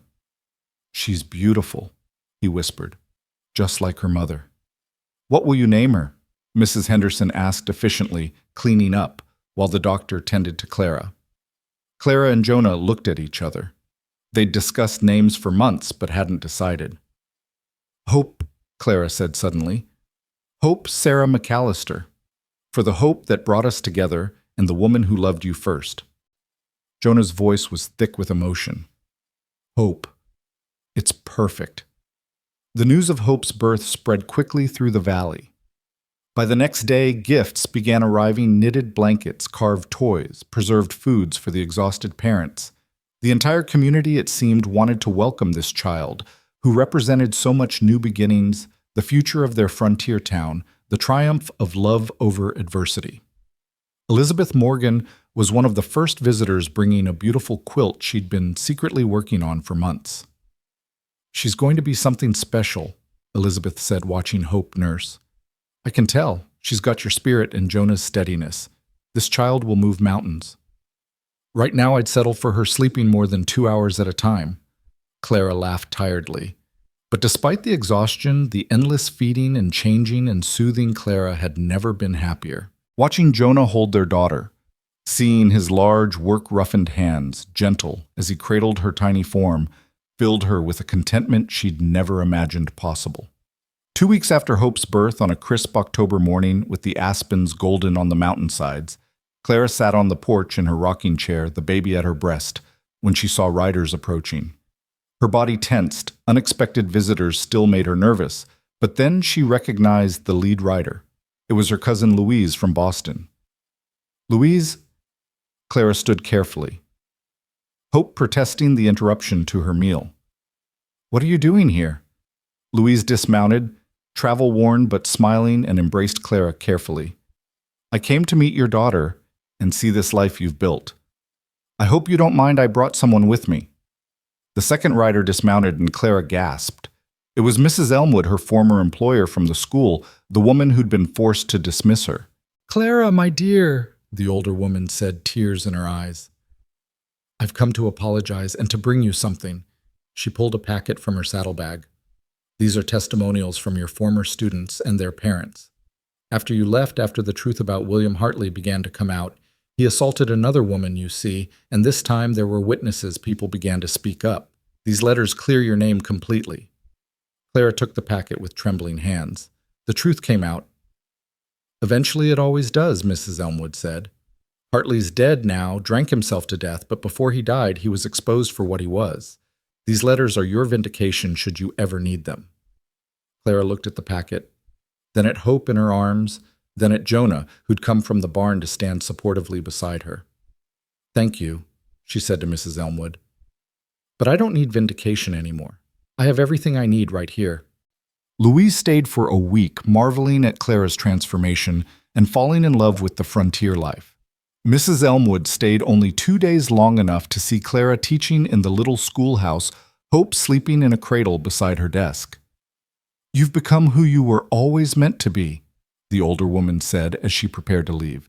"That finishing school polish is still there, but now it's backed by steel. Your students here are lucky to have you." After the visitors left, life settled into new rhythms. Clara returned to teaching when Hope was 6 weeks old, bringing the baby with her and nursing between lessons. The students adored having a baby in the classroom, and the older girls took turns helping with her care. Winter came early that year, but Clara no longer feared it. The house was warm and full of laughter. Hope grew round and rosy, beginning to smile and coo charming everyone who met her. The ranch prospered under Clara and Jonah's joint management, and they began making plans for expansion: more cattle, perhaps horses, and definitely more children. "I want Hope to have siblings," Clara said one snowy evening as they sat by the fire, the baby sleeping in her cradle. "I want this house full of children." "So do I," Jonah agreed, pulling her closer. "Though maybe we could wait a little while for the next one. Let me recover from Hope's dramatic arrival first." Clara laughed. "You need to recover. I'm the one who did all the work." "And you were magnificent," he said, kissing her temple. "Have I told you today that I love you?" "Only a dozen times." "Then I'm behind schedule." "I love you, Clara McAllister. I love our life, our daughter, our future. I love that you stood up to William Hartley's lawyer in the general store. I love that you're teaching the next generation of ranchers and merchants and maybe even teachers. I love that you took a chance on a newspaper advertisement and a lonely rancher who'd forgotten how to hope." Clara turned in his arms to kiss him properly. "And I love that you saw past a crying, desperate woman to someone worth taking a chance on. You saved me, Jonah." "We saved each other," he corrected. "That's what partners do." As the winter deepened, Clara received one more letter from Boston. This one from Louise, reporting that Clara's story had become something of a legend among the city's progressive women. The teacher who'd fought off an attacker refused to be silenced and found happiness in the untamed West. "You've become a symbol," Louise wrote. "Women here speak of pulling a Clara, standing up for themselves, refusing to accept society's judgment, making their own way." Clara read the letter aloud to Jonah, who grinned. "My wife the legend?" "Hardly. I'm just a rancher's wife and a school teacher." "You're never just anything, Boston. You're extraordinary, and someday Hope will know that her mother was a woman who refused to be broken, who built a new life from ashes, who showed an entire community what courage looks like." That spring, as the snow melted and the prairie burst into bloom, Clara stood in her classroom teaching the multiplication tables while Hope played in a pen Jonah had built in the corner. Through the window, she could see the ranch, their cattle grazing on new grass, Jonah and Tom working on breaking a new horse. Maria Rodriguez raised her hand. "Mrs. McAllister, my papa says you came here from a big city back east. Do you miss it?" Clara considered the question, thinking of Boston's grand buildings and cultural refinements, its strict social rules and harsh judgments. Then she looked at her students, ranch children with dirt under their nails and dreams in their eyes. She looked at Hope, babbling happily with a wooden horse Pete had carved for her. She thought of Jonah, who'd be coming to walk them home for lunch soon, probably with Moses trailing behind. "No, Maria," she said with complete honesty. "I don't miss it at all. Everything I could ever want is right here." The door opened and Jonah appeared as if her thoughts had summoned him. "Sorry to interrupt, but I thought my girls might like to know that Buttercup just had her foal. A little filly, if anyone's interested in seeing her." The classroom erupted in excitement, and Clara gave in to the inevitable dismissing class early so they could all go see the new foal. As they walked toward the barn, Jonah carrying Hope, while Clara tried to maintain some semblance of order among her excited students, she thought about the woman who'd stepped off that stagecoach over a year ago, terrified, desperate, with nothing but a single valise and a terrible secret. That woman was gone now, replaced by someone stronger, happier, more complete. Clara McAllister had been forged in the crucible of scandal and adversity, tempered by love and acceptance, and polished by the harsh beauty of frontier life. "What are you thinking about?" Jonah asked, noticing her contemplative mood. "Beginnings," Clara said, taking his free hand. "And how sometimes what seems like an ending is really just the start of something better. Like us. Exactly like us." They reached the barn where the students were already cooing over the wobbly-legged foal. Hope reached out her chubby hands, trying to grab the air in the foal's direction, making everyone laugh. Tom was explaining to the children about how to approach horses gently, while Pete demonstrated the proper way to offer a flat palm for the mother horse to sniff. This was her family, Clara realized, not just Jonah and Hope, but all of them. Tom, who'd walked her down the aisle. Pete, who'd become like a younger brother. Elizabeth and Dorothy, and the other ranch wives who'd embraced her. Her students who looked at her with respect and affection. Even Moses, who was currently trying to herd the excited children into some sort of order. A year and a half ago, she'd lost everything, her position, her reputation, her future. But in losing everything, she'd found what really mattered. She'd found home. Mrs. McAllister. Young Timothy Crawford tugged at her skirt. Will you teach us about horses in science class? Of course, Clara said, ruffling his hair. We'll learn about horses and cattle and all the animals that make ranch life possible. And about the stars, Maria added hopefully. Papa says you know all their names. And the stars, Clara agreed. Everything you want to learn, we'll explore together. As the sun climbed higher in the endless Wyoming sky, Clara stood surrounded by her students, her husband, and their daughter, watching new life take its first tentative steps in the spring sunshine. The woman who'd fled Boston in shame had become the woman who stood at the heart of her community, teaching, nurturing, building the future one child, one lesson, one day at a time. That evening, after Hope was asleep and the house was quiet, Clara sat at her desk writing in the journal she'd started keeping. Jonah was already in bed waiting for her, but she wanted to capture this feeling, this moment. Today I realized that redemption isn't about erasing the past, she wrote. It's about transforming it into something useful, something that makes you stronger. Every tear I shed, every moment of despair, every fear I faced, they all led me here to this life I couldn't have imagined when I was safe and comfortable in Boston. She paused, thinking of the young women in Boston who might be facing their own William Hartleys, their own impossible choices. If I could tell them anything, she continued writing, I would say this: be brave enough to leave what's killing you even if you don't know what comes next. Take the chance, make the leap, answer the advertisement. Sometimes the biggest risk is staying where you are, and sometimes a stranger's kindness can save your life. She set down her pen and made her way to their bedroom, where Jonah was reading by lamplight. He looked up as she entered, setting his book aside immediately, and Clara felt that familiar flutter in her chest that his attention always brought. Hope's definitely asleep, he asked, pulling back the quilts for her. Dead to the world. She wore herself out trying to grab that fold today. Clara slipped into bed beside him, sighing contentedly as his arms came around her. The students want me to teach them about animal husbandry now. You'll have them running their own ranches before they're 15. Jonah chuckled, his breath warm against her hair. Would that be so terrible? Maria Rodriguez has a better head for numbers than half the grown men in this valley. And Timothy Crawford understands weather patterns better than farmers twice his age. You're building something important with that school, Jonah said seriously. These children will have opportunities their parents never dreamed of because of you. Before Clara could respond, Hope's cry pierced the night. Clara started to rise, but Jonah pressed her back down gently. I'll get her. You've been up with her the past 3 nights. Clara listened as Jonah soothed their daughter, his deep voice humming a lullaby she'd taught him one her own mother had sung years ago in Boston. It seemed like another lifetime, that childhood in Beacon Hill's elegant brownstones. Yet here in a ranch house on the Wyoming prairie, listening to her husband comfort their child, Clara felt more at home than she ever had in those supposedly refined surroundings. The next morning brought unexpected drama. Clara was preparing breakfast when Tom burst through the door without knocking, something he'd never done before. Jonah? Mrs. Clara. We got trouble. The Hendersons' place is on fire. The Henderson Ranch was 5 miles north, run by a young couple who'd arrived the previous year. Jonah was pulling on his boots before Tom finished speaking. How bad? Jonah asked. Bad. Wind's pushing it toward their barn. They're trying to save the livestock, but they need help. Clara, can you manage here? Jonah was already reaching for his rifle habit from years of frontier caution. Go, Clara said, though fear clenched her stomach. Prairie fires could spread for miles, consuming everything in their path. I'll prepare food and medical supplies. They'll need both when this is over.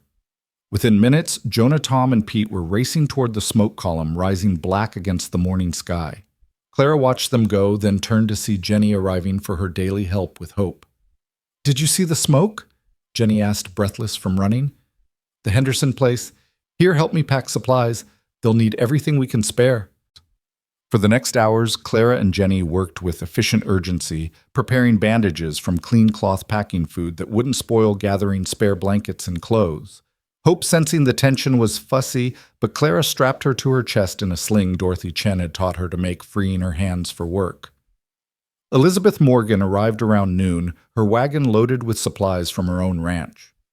"The fire's contained," she reported, and Clara's knees nearly buckled with relief. "But the Hendersons lost their house and most of the barn. No one was badly hurt, thank God, but they've lost almost everything." "We'll take them in," Clara said immediately. "We have room," Elizabeth smiled. "I knew you'd say that.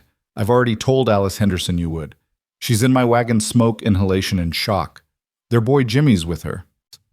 Clara hurried outside to find Alice Henderson, barely 22 years old, sitting in Elizabeth's wagon, clutching her 3-year-old son, both covered in soot and ash. Alice's eyes were vacant with shock, her hands trembling as she held Jimmy. "Alice," Clara said gently, helping her down from the wagon, "you're safe now. Come inside. We'll get you cleaned up and fed." "It's all gone," Alice whispered. "Everything we worked for. Dan built that house with his own hands, board by board, and now—" "And he'll build another," Clara said firmly, guiding the younger woman inside. "That's what we do out here. We rebuild. We survive. We help each other." As Clara bathed Jimmy and got him settled for a nap, she remembered her own arrival in Wyoming, desperate with nothing but a valise and the clothes on her back. The community had embraced her then. Now it was her turn to extend that same grace. By evening, the men returned exhausted and filthy but triumphant. The fire had been stopped before it could spread to neighboring ranches, though the Henderson property was a total loss. Dan Henderson, a stocky man in his late 20s, looked defeated as he sat at Clara's kitchen table, mechanically eating the stew she'd placed before him. "We put everything into that place," he said dully. "Every penny, every dream." "I know what it's like to lose everything," Clara said, sitting across from him while Alice slept upstairs with Jimmy. "When I came here, I had $16 to my name and a reputation destroyed by lies. I thought my life was over." Dan looked up surprised. He and Alice had arrived after Clara's marriage to Jonah, knowing her only as the respected schoolteacher and successful rancher's wife. "But look around," Clara continued. "This home, this life, this community, it all grew from ashes. Literal ashes in your case, but you'll rebuild. And we'll all help." Jonah nodded. "We'll organize a barn raising. Everyone will contribute what they can, lumber, labor, supplies. That's how it works out here." "But winter's coming," Dan protested. "We can't impose—" "It's not imposing," Tom interrupted from where he leaned against the doorframe. "It's neighboring. You do the same for us." And it was true. Over the next weeks, the entire valley mobilized to help the Hendersons. Clara organized the women to gather household goods, dishes, linens, clothes.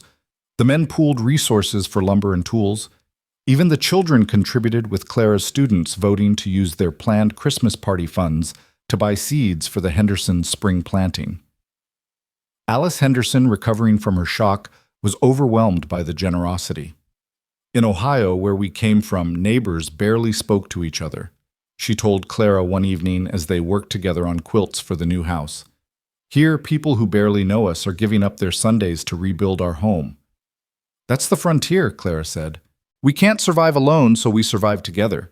You'll have your chance to pay it forward someday." The barn raising took place on a crisp October Saturday, 2 weeks before Hope's first birthday. The entire community gathered at dawn on the Henderson property, where the cleared land still smelled faintly of smoke. By sunset, a new barn stood against the sky, smaller than the original but sturdy and sound. Clara, with Hope on her hip and her students helping serve food to the workers, watched Dan Henderson try to thank everyone, his voice breaking with emotion. "No thanks needed," Jonah said, clapping the younger man on the shoulder. "Just be ready to help when the next person needs it."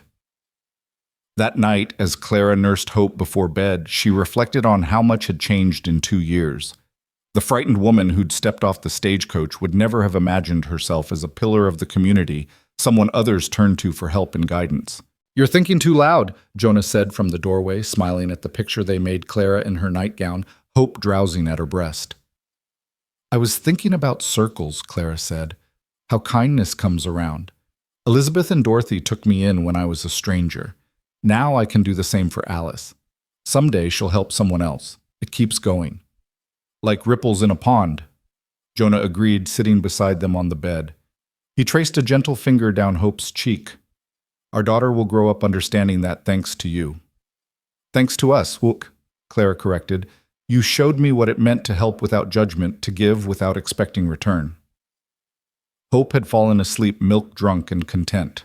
Clara laid her in the cradle beside their bed, then turned to find Jonah watching her with an expression that made her pulse quicken even after all this time. What? She asked, suddenly self-conscious. Just thinking how lucky I am, he said, pulling her into his arms. 2 years ago I was a lonely rancher with a successful spread and an empty heart. Now I have you. Hope a home full of laughter. And another baby on the way, Clara said quietly. Jonah pulled back to look at her face. What are you... Clara, are you sure? Pretty sure. I haven't seen Doc Morrison yet, but all the signs are there.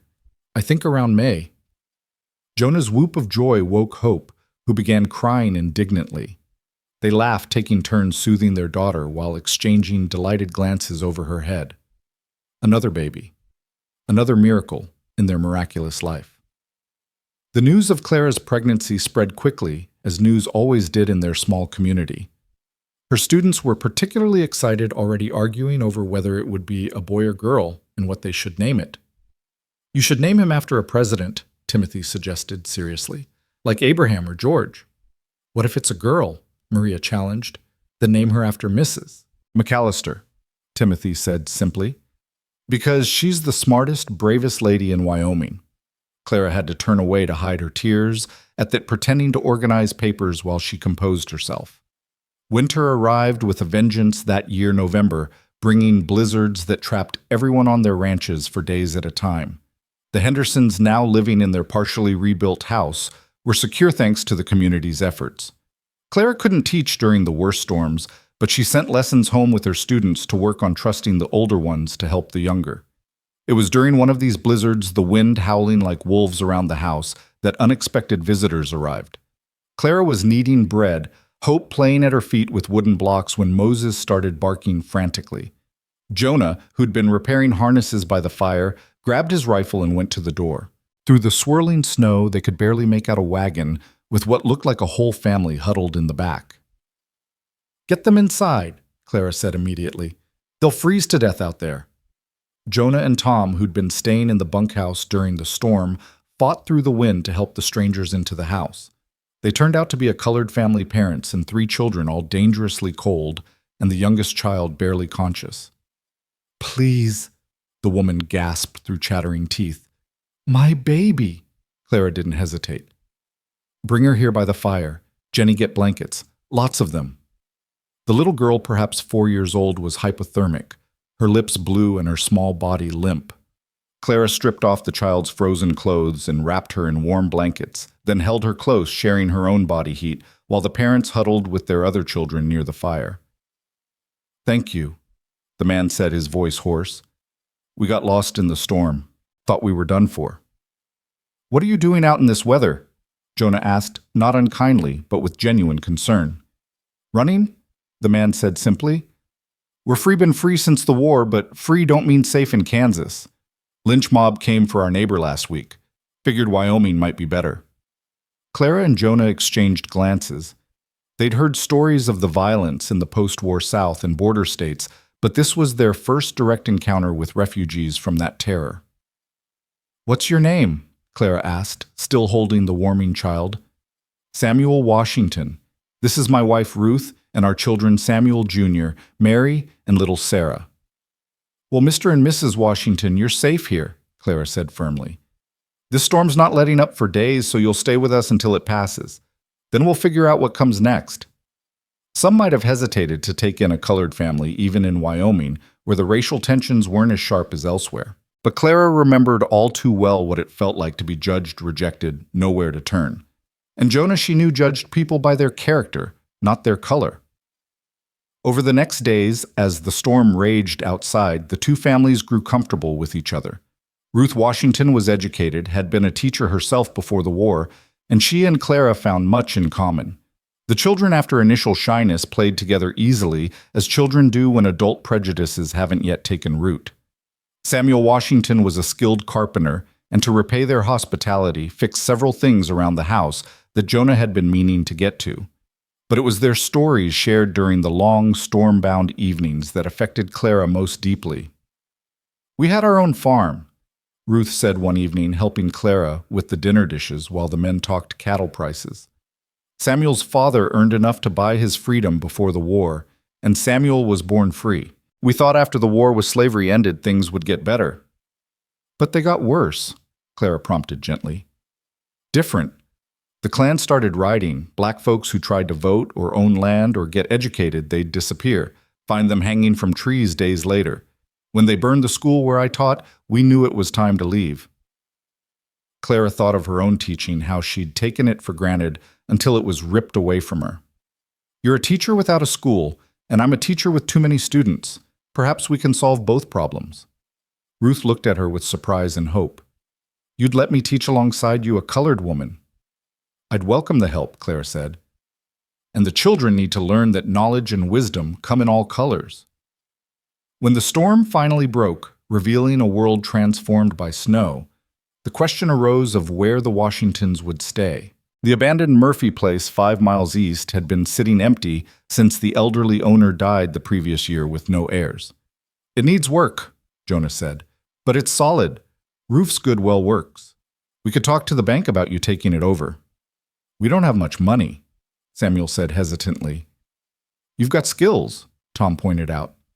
Carpentry work's always needed, and Mrs. Ruth could help with the teaching. Way I see it, you'd be doing us a favor taking on that property before it falls to ruin. It took some negotiating with the bank, and Clara suspected Jonah quietly guaranteed the loan, but within 2 weeks, the Washingtons were installed in their new home. The community's reaction was mixed. Some welcomed them. Others were skeptical. A few were openly hostile. Martha Blackwood, predictably, was appalled. It's not proper, she declared at the general store. What will people think of our community? They'll think we're decent Christian folks who help those in need, Elizabeth Morgan said sharply. Or would you prefer they think we're the kind of people who turn away families with young children to freeze in blizzards? The matter was effectively settled when Clara brought Ruth Washington to the next school board meeting and proposed hiring her as an assistant teacher. We have 18 students now, with more families moving in come spring, Clara argued. I'm teaching 6 different grade levels while pregnant. I need help, and Mrs. Washington is qualified. But the parents, one board member began, can choose to keep their children home if they object, Clara said calmly, but they'll be depriving them of education over prejudice. Is that the kind of community we want to be? In the end, practicality won. Clara was obviously pregnant, would need time off when the baby came, and Ruth Washington was the only other qualified teacher for 100 miles. She would start after Christmas, the board decided, on a trial basis. Christmas of 1875 was one Clara would always remember. The community gathered at the schoolhouse for a pageant the children had prepared. Maria Rodriguez played Mary Timothy Crawford, was Joseph, and little Sarah Washington, fully recovered from her near freeze, was an angel who forgot her lines but charmed everyone with her enthusiastic wing flapping. Hope, now 14 months old and toddling everywhere, tried repeatedly to join the performance, requiring Clara to scoop her up several times. The audience laughed good-naturedly, and Clara felt the baby inside her respond to the laughter with vigorous kicks. After the pageant, gifts were exchanged, mostly practical things like preserved food, knitted goods, and tools. But Jonah surprised Clara with something extraordinary. A piano, a real piano, shipped all the way from Denver. Jonah McAllister, Clara gasped, running her hands over the polished wood. This must have cost a fortune. You're worth it, he said simply. Besides, the children should learn music too. Culture, you called it. Can't have them growing up complete barbarians. Clara threw her arms around him, not caring that everyone was watching. I love you, she whispered against his ear. I love you too, Boston, he whispered back. Merry Christmas. That night, after the guests had gone home and Hope was asleep, Clara played carols on her new piano while Jonah sang along in his rich baritone. Outside, snow fell softly, blanketing the world in peaceful white. 2 years ago, I spent Christmas alone in a boarding house, wondering if I'd survive the winter, Clara said softly, her fingers still moving over the keys. Now look at us indeed. Jonah agreed, his hand resting on her swelling belly. A family, a home, a community. Dreams I'd given up on all come true. The new year brought changes and challenges. Ruth Washington began teaching, and after initial resistance from a few families, her gentle manner and obvious competence won over most skeptics. The school grew to 22 students, with families moving to the area specifically because they'd heard about the quality of education available. Clara's pregnancy progressed well, though Doc Morrison insisted she reduce her activities as spring approached. She chafed at the restrictions, but admitted she tired more easily this time. "You're not 20 anymore," the doctor reminded her, echoing his words from her first pregnancy. "I'm still only 29, Clara protested, "and working harder than any 3 women I know. Rest, Clara. Let others help you for once." It was good advice, but hard to follow. The ranch was expanding. They'd bought the adjacent property when it came up for sale, doubling their grazing land. The school was thriving but required constant attention, and Hope, now walking and talking with determination, if not clarity, required vigilant supervision. "Mama out," was Hope's favorite phrase, usually accompanied by pointing at the door and an imperious expression that reminded Clara forcefully of Jonah when he was determined about something. One morning in early April, Clara was teaching while Ruth handled the younger students when she felt a familiar sensation, her water breaking. She managed to calmly finish her lesson-assigned homework and dismissed the class before telling Ruth what was happening. "Go," Ruth said immediately. "I'll get Jonah." This labor was different from Hope's slower, more intense. Clara labored through the night and into the next day, Jonah never leaving her side despite her telling him repeatedly that he didn't need to suffer with her. "Where else would I be?" he said, wiping her forehead with a cool cloth. "You're doing the hard work. Least I can do is be here." Finally, as dawn broke on April 5th, their son was born healthy, loud, and, according to Doc Morrison, the biggest baby he'd delivered in years. 10 pounds if he's an ounce, the doctor said, handing the squalling infant to Clara. "No wonder you were tired. You were carrying a small giant."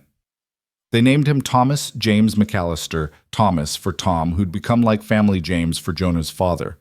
Tom, when told, actually cried, though he tried to hide it by claiming dust in his eyes. "Awful lot of dust in here," he muttered, holding his namesake for the first time. "Strange how it only affects the eyes when you're holding babies." Hope was initially suspicious of this loud, attention-stealing interloper, but soon decided baby Thomas was acceptable as long as he didn't touch her toys. She appointed herself his guardian, patting his head sometimes too enthusiastically and announcing to anyone who would listen, "My baby." As Clara recovered from childbirth, spring exploded across the prairie. The ranch was busier than ever, with new calves, the expanded territory to manage, and plans for bringing in horses. The school year was winding down, with Ruth proving invaluable in managing things during Clara's confinement. In May, just as Clara was preparing to return to teaching for the last weeks before summer break, another letter arrived from Boston. But this one wasn't from Louise. It was from a lawyer informing her that her great-aunt Millicent had died and left Clara a substantial inheritance. $20,000, Clara read in shock. "I barely knew Aunt Millicent. She never even acknowledged me after the scandal." "Maybe that was her way of making amends," Jonah suggested, reading over her shoulder. Clara stared at the letter. $20,000 was a fortune enough to live comfortably for years. In Boston, it would have meant salvation. But now, "What should we do with it?" she asked Jonah. "It's your inheritance, your choice." Clara thought for several days, then made her decision. Half would go to expanding the school building, a proper 2-room schoolhouse with living quarters for teachers, buying books and supplies, creating a scholarship fund for families who couldn't afford the small fees. The other half would be invested in the ranch, particularly in Jonah's dream of raising horses. "Are you sure?" Jonah asked. "This money could give you independent security." "I have those things," Clara said firmly. "What I want is to build something lasting, a legacy for our children and our community." The announcement of the school expansion was met with enthusiasm. By summer's end, construction was underway on what would be the finest school building in 3 counties. Clara and Ruth spent weeks planning curriculum, ordering books from as far away as San Francisco and even New York. The horse program also began that summer, with Jonah purchasing breeding stock from a renowned ranch in Texas. Pete, who had a natural gift with horses, was put in charge of the program with a raise in wages and a percentage of future sales. "You're building an empire," Elizabeth Morgan said admiringly as she watched the new school taking shape. "The McAllister Educational and Agricultural Empire." "We're building a future," Clara corrected, "for Hope and Thomas and all the children who will come after." As summer turned to autumn, Clara stood once again at the schoolhouse door, but this time welcoming students to a proper building with 2 classrooms, a library corner, and even a small laboratory for science experiments. 28 students enrolled ranging from age 5 to 17. Ruth Washington took the younger students while Clara handled the older ones, and they team-taught subjects like history and literature. The integration of Ruth as a teacher had gone more smoothly than anyone expected, perhaps because she was so obviously competent, perhaps because the community was learning to judge by character rather than color. There were still problems. A few families kept their children home rather than have them taught by a colored woman, and there were occasional ugly incidents in town. But overall, the Washingtons had become part of the community fabric, with Samuel's carpentry skills in high demand, and their children playing freely with the other ranch children. One October afternoon, Clara was teaching advanced mathematics to her older students when she noticed a familiar figure on horseback approaching through the window. It was a woman riding astride rather than side-saddle, her posture confident, despite her obvious Eastern clothing. Clara excused herself and went to the door, then gasped in recognition. It was Charlotte Blackwood. Martha Blackwood's daughter, whom Clara had heard had been sent back east to finishing school after showing too much spirit for her mother's liking. "Charlotte," Clara called, "what are you doing here?" Charlotte dismounted, and Clara could see she'd been crying. "Mrs. McAllister, I need help. Mother's arranging a marriage for me to a man older than my father, a business associate from St. Louis who needs a young wife to prove his virility. I won't do it." Clara's heart clenched, remembering her own desperate flight from Boston. "Come inside, we'll figure something out." Clara led Charlotte into the small office she'd created in the new schoolhouse, closing the door to give them privacy, while Ruth continued with the lessons. The girl was trembling, her refined features drawn with exhaustion and fear. "Tell me everything," Clara said, gently pouring Charlotte a glass of water from the pitcher on her desk. Charlotte took a shaky breath. "Mr. Cornelius Bauer. He's 53 years old, owns several factories in St. Louis.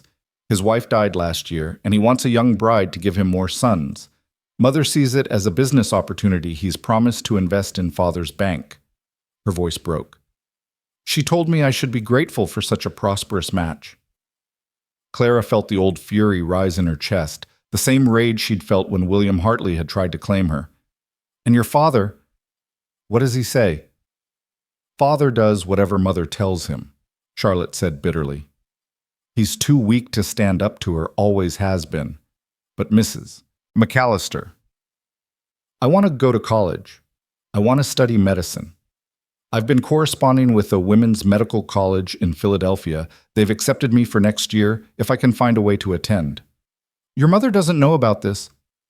"Of course not. She'd burn the letters if she knew. She says education makes women unmarriageable." Charlotte laughed bitterly, as if being marriageable to a man like Cornelius Bauer is something to aspire to. Clara studied the girl woman really. Charlotte was 19 with intelligent eyes and a determined set to her chin that reminded Clara of herself at that age. But Charlotte had something Clara hadn't had then, someone who understood someone who could help. "Where is your mother now?" Clara asked. "In town at the hotel. She thinks I'm visiting the dressmaker about my wedding clothes. The wedding is planned for next month. Mr. Bauer is coming to collect me in 2 weeks." Clara stood pacing to the window where she could see her students working diligently under Ruth's supervision. Hope was in the corner playing with blocks while Thomas napped in his cradle, her children growing up free to choose their own paths. "Charlotte, what I'm about to suggest will cause a scandal. Your mother will never forgive you. Society, at least the society your mother values, will shun you. Are you prepared for that?" "I'm prepared for anything that doesn't involve marrying that man," Charlotte said fiercely. Clara nodded, decision made. "Then here's what we're going to do. You'll stay here at the ranch. Your mother will rage and threaten, but she has no legal power to force you into marriage. You're of age. We'll protect you until she gives up and goes back to St. Louis." But then what? I have no money of my own, no way to get to Philadelphia. The school has a scholarship fund, Clara interrupted. It was meant for local students, but I think helping a young woman pursue medical education qualifies. You'll work as a teaching assistant to earn your room and board until you leave for college. Charlotte's eyes filled with tears. You do that for me, even though my mother has been nothing but cruel to you. I'm doing it because it's right, Clara said. And because someone once took a chance on me when I had nowhere else to turn.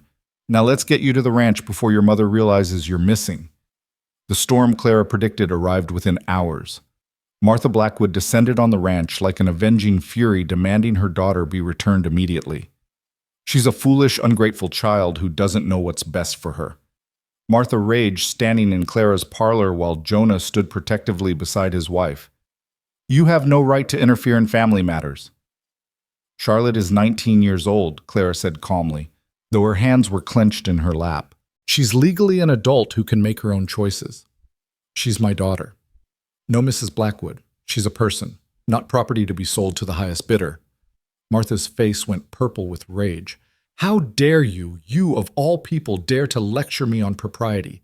Everyone knows what you were in Boston, a fallen woman who threw herself at a man above her station. The room went deadly quiet. Jonah started to move forward, but Clara stopped him with a gentle hand on his arm. Yes, Mrs. Blackwood. Let's talk about what everyone knows, Clara said, standing slowly. Everyone knows I was a respected teacher who defended herself against assault. Everyone knows I came here with nothing and built a new life through hard work and determination. Everyone knows I've educated the children of this valley, helped save the Hendersons when they lost everything, and welcomed strangers in need. She stepped closer to Martha, who actually backed up a step. And everyone knows you're trying to sell your daughter to a man old enough to be her grandfather for financial gain. Which one of us should be ashamed, Mrs. Blackwood? I'll ruin you, Martha hissed. I'll make sure everyone from here to San Francisco knows exactly what you are. A successful rancher's wife, a respected teacher, a mother raising her children to think for themselves. Clara smiled coldly. Do your worst, Mrs. Blackwood. I've survived worse than you. Martha stormed out, but not before delivering a parting shot. Charlotte will get nothing from us, not a penny. She'll be dead to us. After she left, Charlotte emerged from the kitchen where she'd been hiding with Jenny and Hope. Her face was pale, but determined. She means it, Charlotte said. I'm disinherited. Then you'll make your own fortune, Clara said firmly, starting with your education. The community's reaction to Charlotte's rebellion was mixed, but largely supportive. Most had little sympathy for Martha Blackwood's social pretensions, and the idea of forcing a young woman into marriage with an old man didn't sit well with frontier sensibilities. Good for the girl, Elizabeth Morgan declared at the next sewing circle, and good for Clara for helping her. Even some unexpected voices spoke up in support. Dorothy Chen, who knew something about defying social expectations, offered Charlotte a job helping in her husband's store to earn pocket money. The Washingtons, understanding what it meant to flee oppression, welcomed her warmly. Within a week, Charlotte had settled into life at the ranch, sharing the small room that had once been Clara's when she first arrived. She threw herself into teaching with enthusiasm, particularly enjoying science lessons where her pre-medical studies proved useful. You're a natural teacher, Ruth observed, watching Charlotte help the younger children with their reading. I love it, Charlotte admitted. Though I still want to be a doctor. Imagine being able to heal people to save lives. Why not do both, Clara suggested. This territory needs doctors who can also educate people about health and hygiene. As autumn deepened into winter, the ranch thrived despite Martha Blackwood's attempts at sabotage. She'd tried to organize a boycott of the school, but only 2 families withdrew their children, and 3 new families enrolled theirs, having heard about the quality of education offered. The horse breeding program was showing promise, with several foals expected in spring. The cattle operation had expanded to nearly 1,000 head, and the school had become known throughout the territory as one of the best, with families actually moving to the area specifically for the education.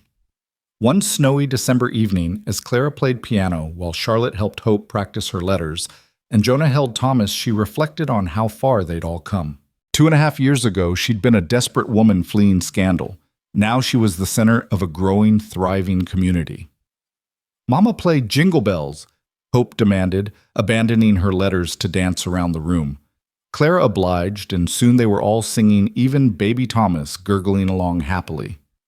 Charlotte's clear soprano harmonized beautifully with Jonah's baritone, creating a perfect moment of family harmony. But the peace was shattered the next morning when Tom rode in fast from checking the fence lines, his face grim. "Rustlers hit the Morgans again," he reported. "But this time they left something behind, a message. Says they're coming for the biggest ranches next, mentions us specifically." Jonah's face hardened. How many cattle did the Morgans lose? 50 head. But Jonah, that's not the worst of it. They shot Jim Morgan when he tried to stop them. Doc's with him now, but it doesn't look good.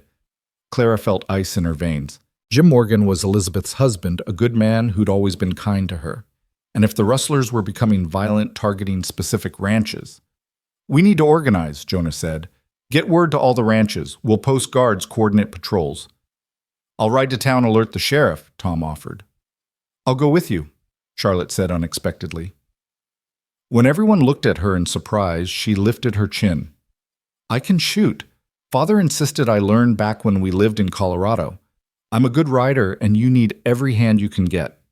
Clara wanted to protest Charlotte was her responsibility, under her protection. But she recognized the determined look in the girl's eyes, the same need to be useful to fight back that Clara herself had felt. "Be careful," was all she said. The next weeks were tense. Jim Morgan survived, but would never walk properly again. The sheriff organized a posse, but the rustlers seemed to vanish like smoke whenever pursued. Every ranch in the valley stood on alert, men taking turns standing guard through the cold nights. Clara and the other women organized too, creating a system where families could signal for help, establishing safe houses where women and children could gather if violence erupted. The school became an unofficial communications center with students carrying messages between ranches. It was actually one of Clara's students who spotted the rustlers. Timothy Crawford, now 14 and helping his father with night watch, saw fires in a canyon where there shouldn't be any.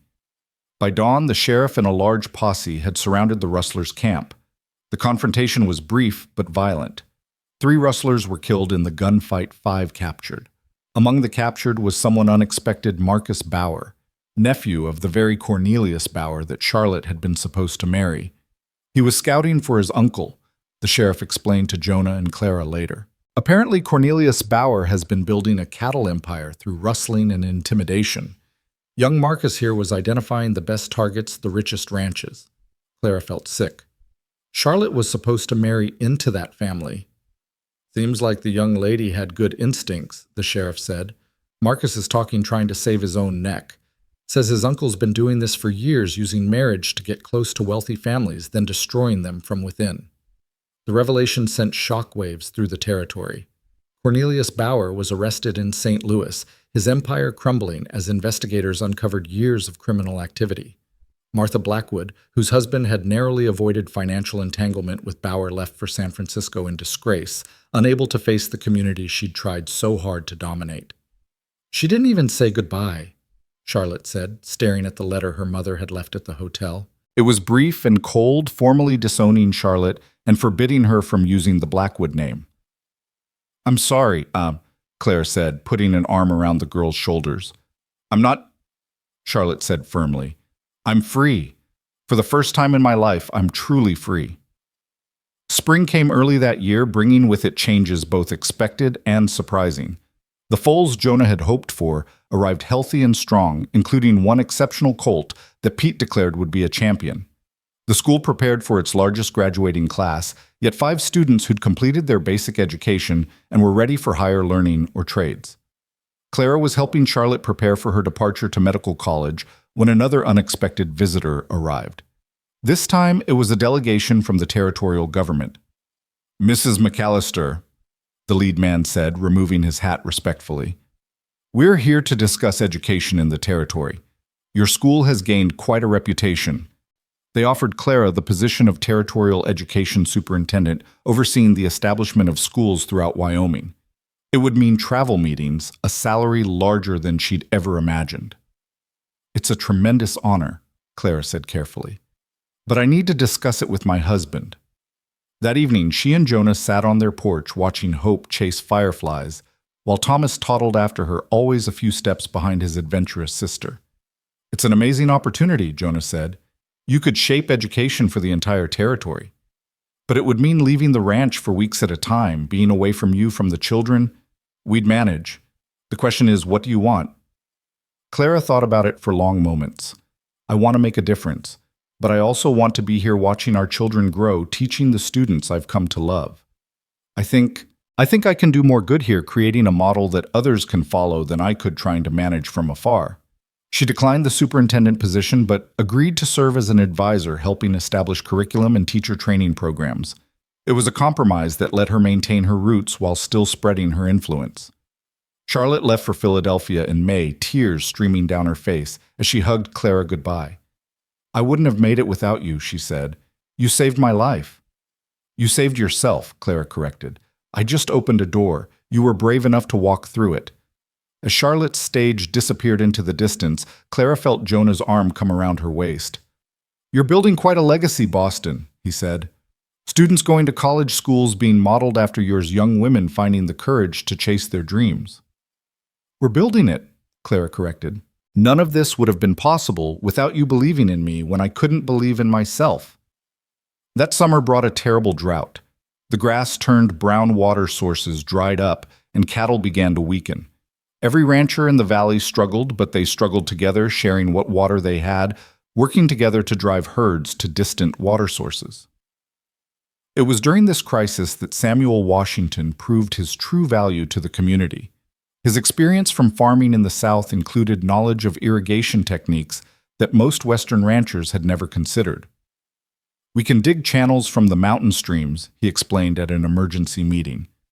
"Direct water to holding ponds. It won't solve everything, but it'll help." The entire community worked together on the irrigation project, black and white established families and newcomers, all united in survival. Clara and Ruth organized the children to help, turning it into lessons on engineering and cooperation. By the time the drought broke in September, the community had not just survived but grown stronger. The shared hardship had broken down the last barriers between the established families and newcomers like the Washingtons. "You know what I love about this place?" Ruth said to Clara as they watched their students play together. "Skin colors varied as autumn leaves, but all equally dusty from their games. It's becoming what America promised to be, but never quite managed. A place where what you do matters more than who you were born as." "It's not perfect," Clara said, knowing there were still prejudices, still problems. "No, but it's trying. That's more than most places can say."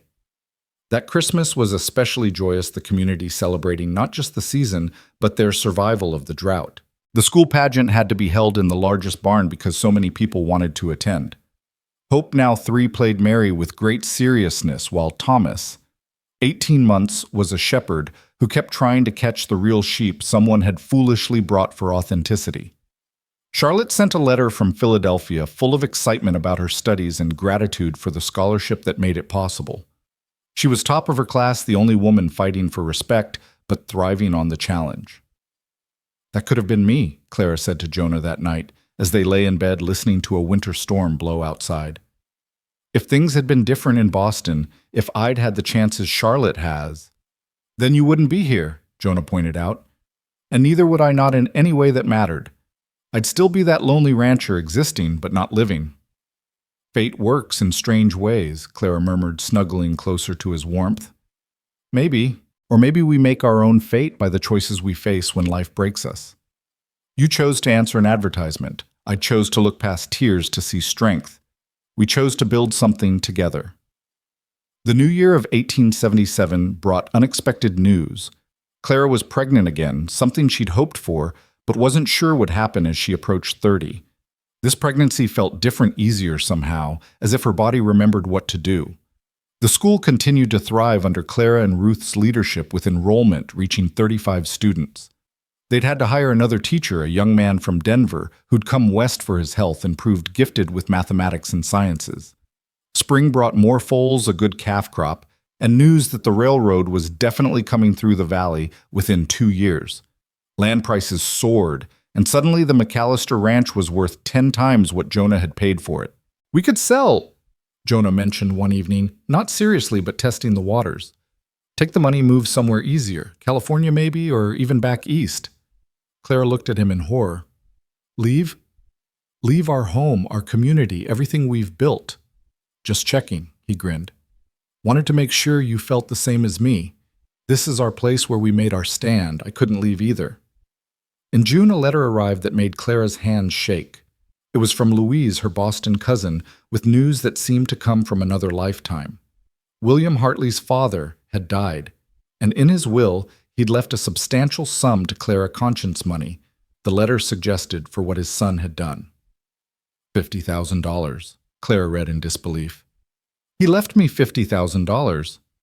It was an enormous fortune, enough to live in luxury for the rest of their lives. But as Clara looked around at her children playing in the yard at the school, visible in the distance at Jonah, working with a young horse, she knew exactly what to do with it. Half went to establishing a permanent endowment for the school, ensuring it could operate regardless of economic changes. A quarter went to helping families like the Washingtons establish themselves a fund for newcomers needing a start. The remainder was invested in the ranch's future, particularly in buying strategic water rights that would protect them from future droughts. You could have kept it all, Elizabeth Morgan said when she heard. Nobody would have blamed you. What would I do with that much money? Clara asked. Buy fancy dresses. Build a mansion. I have everything I want, a loving family, meaningful work, a community that's become my true home. The money is just a tool to protect and nurture what really matters. On August 15th, 18... Clara gave birth to her third child, a daughter they named Louise Ruth McAllister. Louise for the cousin who'd stood by her, Ruth for the friend who'd become like a sister. The birth was easy, almost peaceful, with Clara joking between contractions that she was becoming an expert at this. 3 children in 4 years, Doc Morrison marveled. You're building your own small school right here at home. It was truer than he knew. Hope was already reading simple books Thomas showed mechanical aptitude that amazed everyone, and baby Louise seemed to observe everything with intelligent dark eyes. As autumn arrived, Clara stood in her classroom, baby Louise in a sling across her chest, teaching the Declaration of Independence to her older students. She emphasized the words, "All men are created equal," then added her own interpretation. The founders wrote men, but they meant humanity, she said. Every person, man, woman, black, white, rich, poor, has the same inherent worth, the same right to pursue happiness. That's the promise of America, even when America fails to live up to it. Maria Rodriguez raised her hand. Is that why you helped Charlotte and the Washingtons? That's why we help anyone who needs it, Clara said. Because every person deserves the chance to become who they're meant to be. After class, Clara walked home slowly, savoring the autumn air and the weight of her sleeping daughter. The ranch spread before her, the house expanded twice now, the barns full of healthy livestock, the horse pasture where Pete was training what would become champion bloodlines. Jonah met her at the door as he always did when he saw her coming, taking the baby so she could remove her coat. Good day, he asked their daily ritual. The best, she replied as she always did, meaning it every time. That evening, as they sat down to dinner, Clara and Jonah, their 3 children. Tom, who ate with them more often than not, now Jenny, who'd become like an older daughter, and Pete, who was sweet on Jenny, though he thought nobody noticed. Clara felt the full weight of her contentment. Mama, tell the story, Hope demanded, as she often did. Which story, sweetheart? The story of how you came here, the real story. Clara looked at Jonah, who nodded.